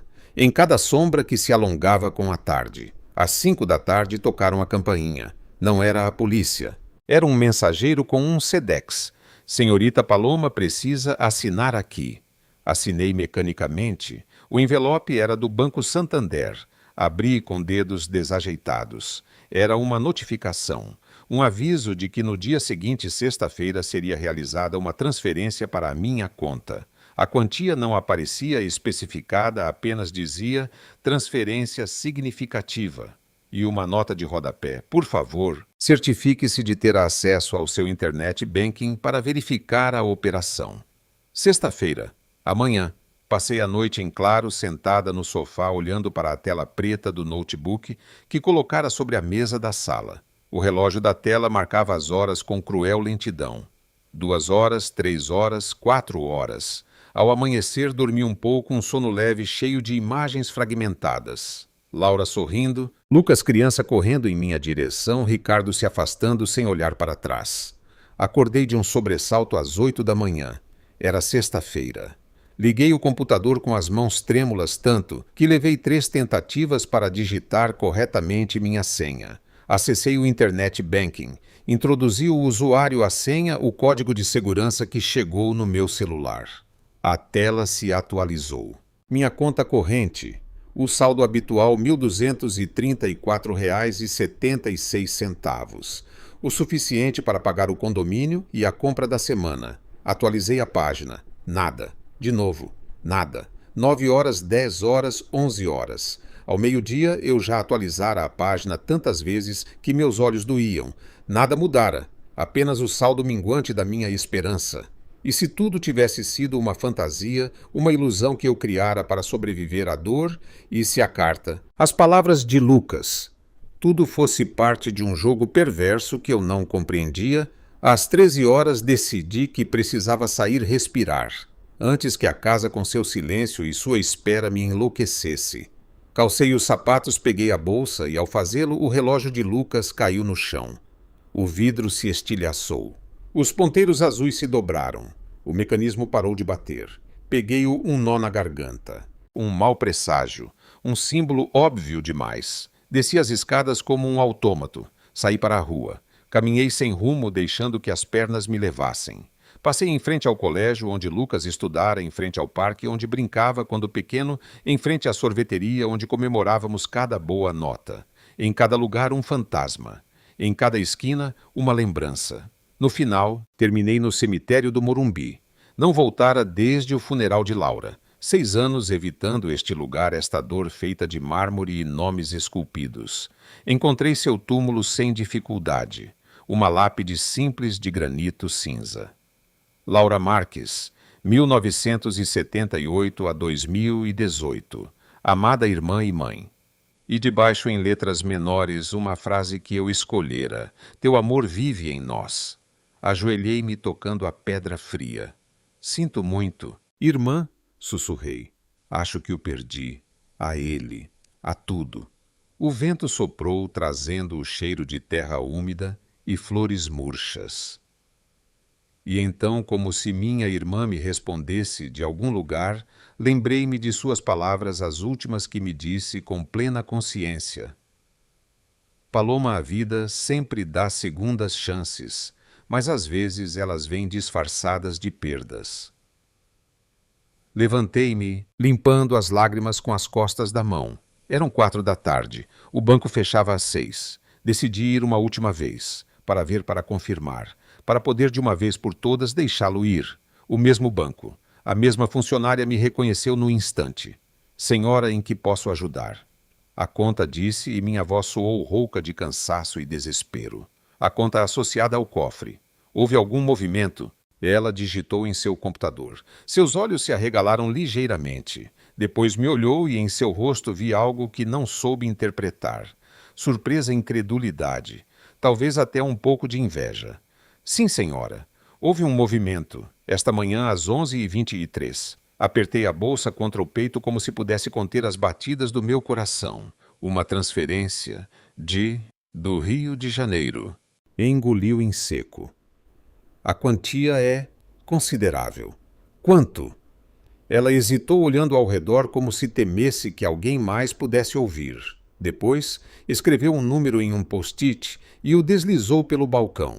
Olhei para o número e o mundo parou. R$ 950.760. Exatamente a cifra que a inspetora mencionara. Exatamente a dívida de Ricardo. Sem um centavo a mais, sem um a menos.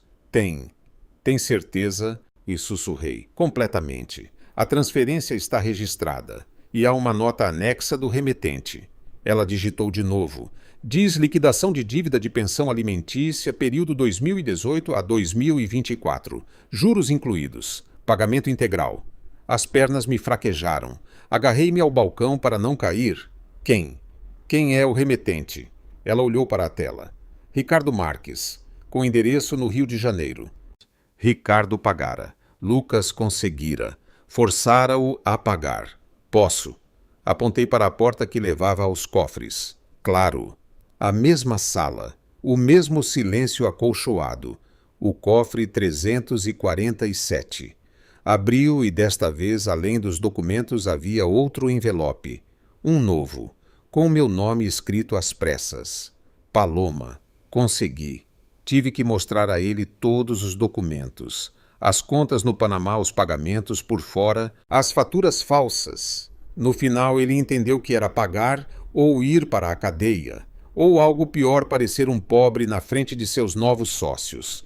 O dinheiro é seu, toda a dívida com juros. Use-o para começar de novo, para viver, para ser feliz.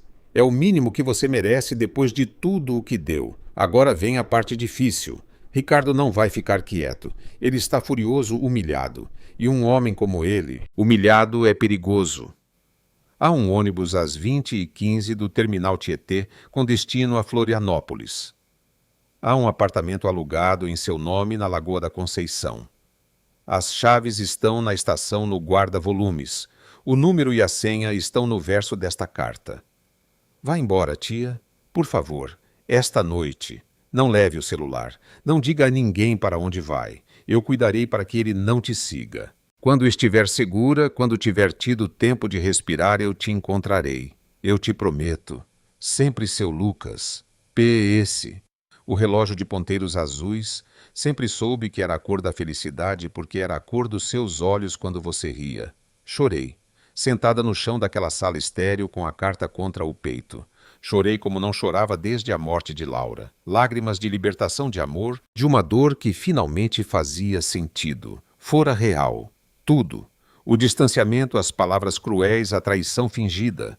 Tudo para me proteger, para conseguir o que era justo, para cumprir a promessa que fizera à sua mãe. Olhei o relógio. 5h30. O ônibus saía em menos de 3 horas. Saí do banco caminhando rápido, decidida. Em casa fiz uma mala pequena. Apenas o essencial. Roupas, documentos, o diário de Laura, a carta de Lucas. Nada mais. O resto eram apenas coisas. E eu já carregara coisas demais por tempo demais. Às 7 horas estava no terminal Tietê. O guarda-volumes, o envelope com as chaves. Tudo como ele dissera. A plataforma, o ônibus esperando. Subi, encontrei meu assento, guardei a mala. Às 20h15 o ônibus começou a se mover. São Paulo desvaneceu-se pela janela. Primeiro os prédios, depois as luzes, depois apenas a escuridão. E então, quando a cidade já era apenas uma lembrança às minhas costas, o telefone tocou. Não meu celular que deixara em casa como ele pedira, mas o telefone que a aeromoça do ônibus me passou, dizendo que era uma ligação urgente para a passageira da poltrona 12. Atendi o coração em um punho. Alô, tia. Era a voz dele. Sua voz verdadeira. Sem máscaras, sem frieza, quebrada pela emoção. Você está no ônibus? Sim, querido. Estou no ônibus. Um soluço do outro lado da linha. Depois, me desculpe por tudo, pelas palavras, pela dor, por... Shhh. Sorri com lágrimas quentes me escorrendo pelo rosto. Você não tem nada a se desculpar. Nada. Eu te amo, sabe? Nunca deixei de amar. Nenhum só dia. Eu sei. Agora eu sei. Apertei o fone contra o ouvido como se pudesse aproximá-lo mais. E você está seguro? Estou em casa. Na sua casa. Na nossa casa. Fez uma pausa. Ricardo veio esta tarde. Furioso. Quebrou coisas. Disse que me deserdaria, que me arruinaria. Mostrei a ele a cópia da transferência e disse que se ele tentasse algo contra você, os documentos que tenho iriam para a Receita Federal e para a imprensa. E ele foi embora, dizendo que nunca tivera um filho, que eu era um erro. Sua voz falhou. Disse que minha mãe teria vergonha de mim. Sua mãe estaria orgulhosa, disse. E cada palavra era uma verdade absoluta luminosa, mais orgulhosa do que você possa imaginar. Silêncio. Apenas sua respiração entrecortada do outro lado da linha. Quando vou te ver? Perguntei. Em breve. Tenho que amarrar algumas pontas aqui e vender o apartamento. E depois? Depois eu vou para Florianópolis, se você me aceitar. Lucas, você sempre terá um lar comigo. Onde for, quando for. Eu sei. Respirou fundo. Agora vá. Descanse. Viva. Eu te ligo em alguns dias. Te amo. E eu a você, tia. Mais do que as palavras podem dizer. Desligou. E eu fiquei olhando pela janela, vendo meu reflexo sobre a escuridão do campo. Uma mulher mais velha, cansada, com as marcas da dor no rosto. Mas também pela primeira vez em anos com uma luz nos olhos. Uma esperança. O ônibus avançava, levando-me a um novo começo, a uma vida que finalmente era só minha. Mas também a um reencontro que eu sabia que mudaria tudo de novo, porque a família no final não era sangue, era escolha, era perdão, era a viagem de volta para casa depois de ter se perdido por muito, muito tempo, e eu por fim estava de volta. Florianópolis cheirava a maresia e a flor de laranjeira. Meu novo apartamento na Lagoa da Conceição tinha uma pequena varanda de onde se viam os telhados de telha laranja e à distância um brilho azul do mar. Estava ali há 3 semanas, 3 semanas de silêncio. O dinheiro estava na minha conta. Os R$ 950.760 que pareciam um sonho, uma piada de mau gosto do universo. Não o tocara. Apenas paguei o aluguel do apartamento, comprei móveis básicos de segunda mão e esperei. O celular novo que comprei só tinha um contato, um número que eu não reconhecia, salvo como L. Não ligara, não enviara mensagens. Apenas o silêncio mais ensurdecedor aqui, sob o sol catarinense, do que em São Paulo. Até que numa manhã de sábado tocaram a campainha. Não era o carteiro. Não era a vizinha do andar de cima, uma senhora idosa que me trouxera uma torta no dia em que me mudei. O coração deu um pulo antes mesmo de eu olhar pelo olho mágico. Abri, e ali estava ele, Lucas, pálido com olheiras profundas como se não dormisse há semanas, mas com um sorriso pequeno trêmulo que não chegava aos olhos. Usava uma mochila gasta, a mesma de sempre, não as novas que Ricardo lhe comprara. E em suas mãos, um buquê de flores. Margaridas. As flores baratas que eu comprava para Ambuça, mãe dele, aos domingos. Oi, disse arrastando-o como costumava fazer quando era criança e queria algo.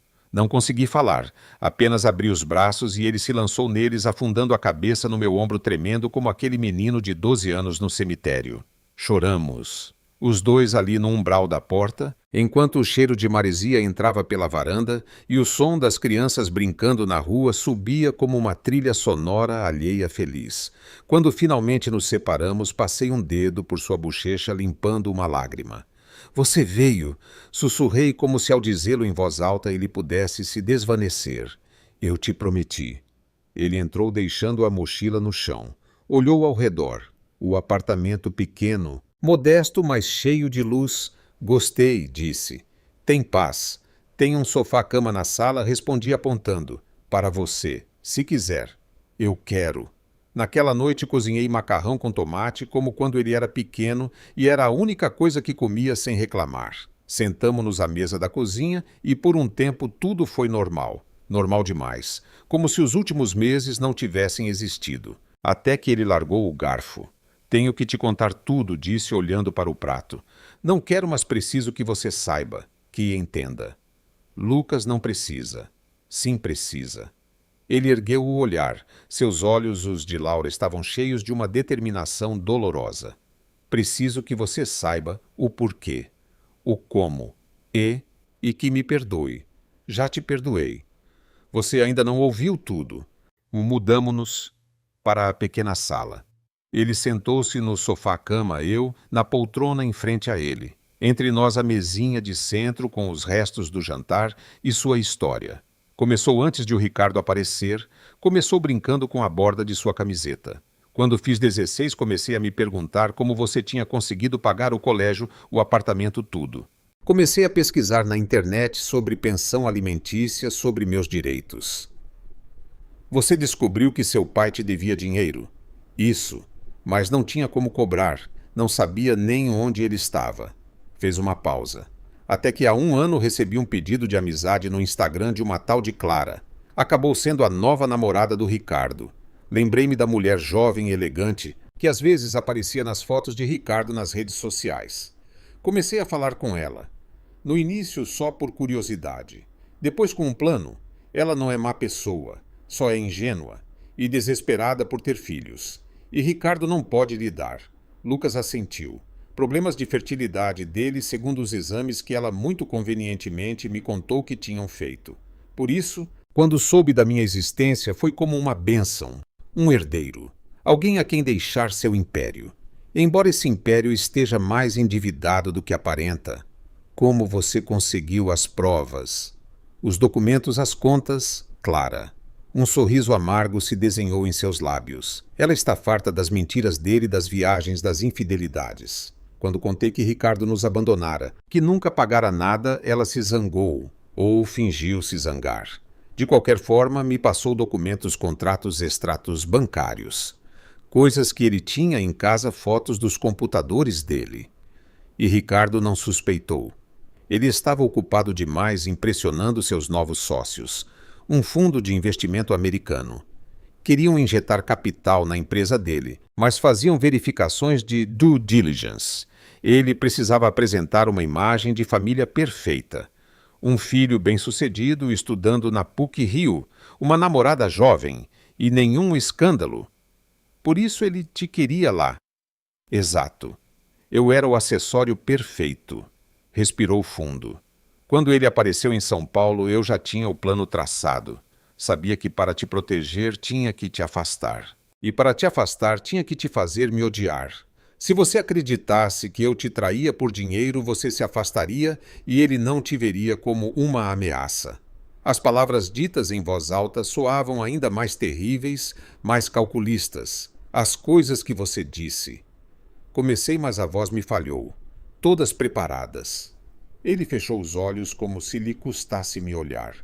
A cena do videogame, a da velha que ninguém quer. Eu pratiquei. Meus amigos, os do jogo, estavam a par. Apostamos. Disseram que eu não seria capaz de dizer. De te dizer. Ganhei R$ 500. Estão em uma conta para você. Lembrei-me da noite, a porta fechada, as palavras que me atravessaram, a dor que me rasgou. Fora uma atuação brilhante.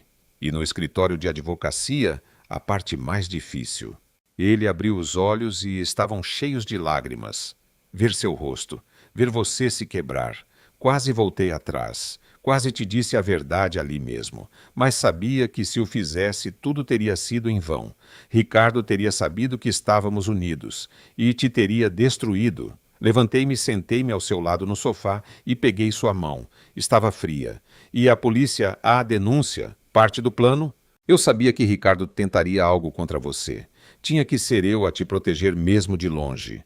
Por isso me certifiquei de que minha declaração chegasse a tempo, e por isso te mandei para Florianópolis, para te tirar do raio de ação dele. E ele pagou voluntariamente. Uma risada seca sem humor. Voluntariamente não. Tive que mostrar a ele tudo o que eu tinha, as contas no exterior, as faturas falsas, as provas de sonegação fiscal. Disse a ele que ou pagava a dívida da pensão, ou eu enviava tudo para a Receita Federal e para os jornais, para os sócios americanos. E ele aceitou. Depois de quebrar 2 cadeiras e um vaso chinês, que segundo ele valia uma fortuna. Lucas esfregou o rosto, assinou os papéis, fez a transferência, e depois me expulsou. Disse que preferia que eu nunca tivesse nascido, que eu era um traidor como minha mãe. Lucas, não importa. Ele secou as lágrimas bruscamente. Já ouvi isso antes. O pior foi o da minha mãe. Ele disse que ela teria vergonha de mim. Sua mãe disse, apertando sua mão. Estaria imensamente orgulhosa. Estaria orgulhosa da pessoa em que você se tornou. Um homem que protege sua família, mesmo que tenha que se fazer de vilão para isso. Ele me olhou e finalmente a máscara se quebrou por completo. O garoto durão calculista desapareceu. E em seu lugar estava meu sobrinho assustado, cansado, arrependido. Eu me odiei, tia. A cada dia, a cada palavra que te dizia, a cada vez que te via sofrer. Eu me odiei mais do que achava possível. Eu não, sussurrei, acariciando sua bochecha. Nunca te odiei. Senti sua falta. Chorei por você, mas nunca te odiei. Ele desabou contra mim, e desta vez chorou sem restrições. Chorou por sua mãe, por seu pai, pelos anos perdidos, pelo peso de ter carregado sozinho aquele plano por meses. E eu o segurei como sempre o faria. 2 dias depois, a paz se rompeu. Era meio da tarde. Lucas estava na varanda com meu notebook pesquisando faculdades em Florianópolis. Eu limpava a cozinha ouvindo rádio. Um som normal cotidiano. Até que bateram na porta. Não era uma campainha normal. Eram batidas insistentes, furiosas. Paloma, sei que você está aí. Abre. A voz de Ricardo. Quebrada, alcoolizada, cheia de raiva. Lucas se incorporou de um salto na varanda. Nossos olhares se encontraram através do vidro. Em seus olhos vi o mesmo pânico que devia haver nos meus. Não abra, sussurrou entrando. Abram esta porta ou eu a arrombo. Outra batida mais forte. Chama a polícia, disse a Lucas, mas ele já tinha o celular na mão. Abri a porta, mas não totalmente. Apenas o suficiente para deixar a corrente de segurança. Ricardo estava do outro lado, irreconhecível. A camisa amassada sem fazer a barba, os olhos injetados de sangue. Cheirava a álcool e a suor. Onde ele está? Rosnou, tentando olhar além de mim. Ricardo, vai embora. Não quero problemas. Problemas? Ele soltou uma risada estridente. Vocês me arruinaram. Vocês 2 são um casal de abutres. Lucas apareceu ao meu lado, pondo uma mão protetora no meu ombro. Vá embora. Ricardo, você não tem nada queimado a fazer aqui. Ao vê-lo, a fúria de Ricardo pareceu se multiplicar. Você aqui, depois de tudo o que fez depois de me roubar, de me chantagear. Não te roubei. Recuperei o que era meu, o que você me devia. Eu te dei um teto, uma educação, te tratei como um filho. Um pai não precisa chantagear o filho para que ele viva com ele, gritou Lucas. E sua voz retumbou no pequeno corredor. Um pai não abandona o filho quando a mãe dele morre. Um pai não volta 6 anos depois só porque precisa de um herdeiro para impressionar seus sócios. Os vizinhos começaram a espiar pelas portas. Uma senhora idosa, o homem do apartamento ao lado. Ricardo não pareceu notar. Você sabe o que me custou? Os sócios que perdi, quando souberam da investigação da Receita, tudo por sua culpa. A investigação da Receita é por suas próprias falcatruas, Ricardo, disse Lucas com uma calma que contrastava violentamente com a fúria de seu pai. Eu só lhes passei a informação. O que fizeram com ela já não é assunto meu. Ricardo se lançou então contra a porta. A corrente de segurança rangeu, mas aguentou. Saia aqui, saia, e olhe-te na cara do homem que você destruiu. Já chega, Ricardo. Minha voz soou clara, firme. A voz que eu não tivera em São Paulo. Você vai embora agora mesmo. A polícia está a caminho. A polícia? Ele cuspiu para dentro do apartamento. A saliva caiu no chão de cerâmica. Chame quem quiser. Eu lhes mostrarei o que é uma família de mentirosos e ladrões. O único ladrão aqui é você, disse uma nova voz. Todos nos viramos. No final do corredor, subindo as escadas, aparecia uma mulher jovem e elegante, com o rosto marcado pelo cansaço e pela decepção. Clara. Ricardo empalideceu. Você, o que faz aqui? Vim devolver algo ao Lucas. Ela se aproximou, ignorando Ricardo, e estendeu a meu sobrinho um envelope. São os documentos originais, os que você me deu para copiar. Já não preciso deles. Clara, isso não tem nada a ver com você? Começou Ricardo, mas ela se virou para ele e em seus olhos havia um desprezo tão absoluto que até ele recuou. Tem tudo a ver comigo, Ricardo. Passei 3 anos ao seu lado. 3 anos de mentiras, de infidelidades, de promessas vazias. E o pior não é que você mentiu para mim. O pior é que mentiu para seu próprio filho. Esse não é meu filho, cuspiu Ricardo. É um estranho, um traidor. O único traidor aqui é você. Clara olhou para Lucas e sua expressão se suavizou um pouco. Sinto muito por tudo. Deveria ter ido embora há muito tempo. Para onde você vai? Riu Ricardo. Um som desagradável. Para seu apartamento de solteira, para seu trabalho de secretária. Eu te tirei de lá e eu te devolvo ao seu nível. Eu gravei nossa conversa de ontem à noite, Ricardo, quando você me contou tão orgulhoso como tentar chantagear a Paloma, como falsificar documentos para a queixa. A polícia achará essa gravação muito interessante. O rosto de Ricardo perdeu toda a cor. Não, você não faria isso. Já fiz, ela sorriu.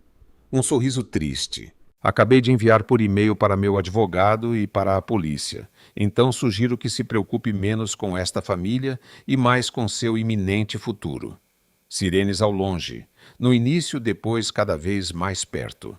Ricardo olhou para a janela do corredor, depois para Clara, para Lucas, para mim. Em seus olhos via o momento exato em que ele entendeu que perdera. Tudo. Isso não vai ficar assim, murmurou. Mas a ameaça soou oca fraca. Senhor Marques. 2 policiais uniformizados apareceram no corredor. Temos um mandado para sua detenção, por coação, falsidade documental e ameaças. Ricardo não protestou, não lutou. Deixou-se algemar com uma docilidade que dava medo. Ao passar por mim, parou por um instante. Você venceu, Paloma. Ficou com meu filho como sempre quis. Não, Ricardo. Olhei-o diretamente nos olhos. Nunca quis te tirar nada, só queria protegê-lo, algo que você nunca entendeu. Levaram-no escada abaixo. Clara nos olhou uma última vez, assentiu e foi atrás deles. O corredor ficou em silêncio. Os vizinhos fecharam suas portas discretamente. Lucas e eu entramos no apartamento. Fechei a porta girando a chave. Depois me apoiei nela, as pernas trêmulas. Você está bem? Perguntou Lucas, sua voz cheia de preocupação. Assenti sem conseguir falar. Ele se aproximou e me abraçou forte, como se temesse que eu fosse desmoronar. Ele se foi. Sussurrou contra meu cabelo. De verdade, desta vez ele se foi. Não. Separei-me olhando-o. Ele não se foi. Continuará aí, nos tribunais, nas ameaças, nas dívidas. Mas já não importa, sorri. E desta vez o sorriso era real, leve, como se tivessem tirado um peso de cima de mim. Porque desta vez não estamos sozinhos. Os meses que se seguiram foram de reconstrução, lenta, dolorosa, às vezes, mas sólida. Lucas se matriculou na Universidade Federal de Santa Catarina, computação como queria, mas também se inscreveu em aulas de desenho arquitetônico à tarde. Por via das dúvidas, disse encolhendo os ombros. Eu usei uma parte do dinheiro, uma parte pequena, e abri um pequeno estúdio de design de interiores no bairro. Chamei-o de Ninho. A clientela era escassa no início, mas suficiente. Trabalhava em casa com Lucas, estudando na mesa da sala, e o som da cidade entrando pela varanda aberta. Numa tarde de outubro, chegou uma carta registrada do tribunal. Ricardo aceitara um acordo. Renunciava a qualquer reclamação sobre Lucas, em troca de não apresentarmos mais acusações. Também pagara uma multa. A gravação de Clara mais os documentos que Lucas ainda conservava eram uma arma poderosa demais. Nunca mais, disse Lucas rasgando a carta em pedaços pequenos sobre o lixo. Nunca mais. Tem certeza? Perguntei observando-o. É seu pai. Você é minha família. Ele se aproximou. Deu-me um beijo na bochecha. A única coisa que me resta do meu pai é o sobrenome. E um dia vou tirá-lo. Não precisa. Eu sei, mas talvez eu o faça mesmo assim. Hoje é 6 de maio de 2026. Quarta-feira. Lucas tem uma prova final à tarde. Eu tenho uma reunião com clientes que querem reformar sua casa em frente ao mar. Tomamos café da manhã juntos, como sempre. Pão na chapa, suco de laranja espremido na hora. Nervoso? Pergunto, vendo-o revisar suas anotações pela última vez. Um pouco. É a última. Quando acabar, comemoramos. Onde você quiser. Em casa, ele me sorri, com sua torta e um filme ruim. Trato feito. O telefone toca. Não é um número conhecido, mas atendo. Senhorita Paloma. Sim, diga. Aqui é do escritório de notificações do Banco Central. Temos uma transferência internacional em seu nome, de uma conta na Suíça de um tal Ricardo Marques. Deixo a torrada de lado. Transferência de quanto? R$ 400.000, com o conceito para o seu futuro e o do meu filho. Desligo. Atordoada. Lucas me olha inquisitivo. O que foi? Seu pai. Enviou dinheiro. 400.000. Ele franze a testa. Depois assente lentamente. É a maneira dele de pedir perdão, suponho, sem ter que dizer. O que fazemos com isso? O que você quiser, tia. É seu. Não. Levanto-me, vou até ele e ponho as mãos em seus ombros. É nosso. Para o nosso futuro.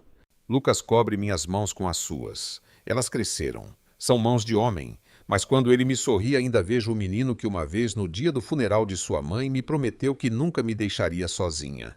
Sabe o que minha mãe disse uma vez? Pergunto a voz um pouco embargada pela emoção. O quê? Que a vida dá segundas chances, mas que às vezes elas vêm disfarçadas de perdas.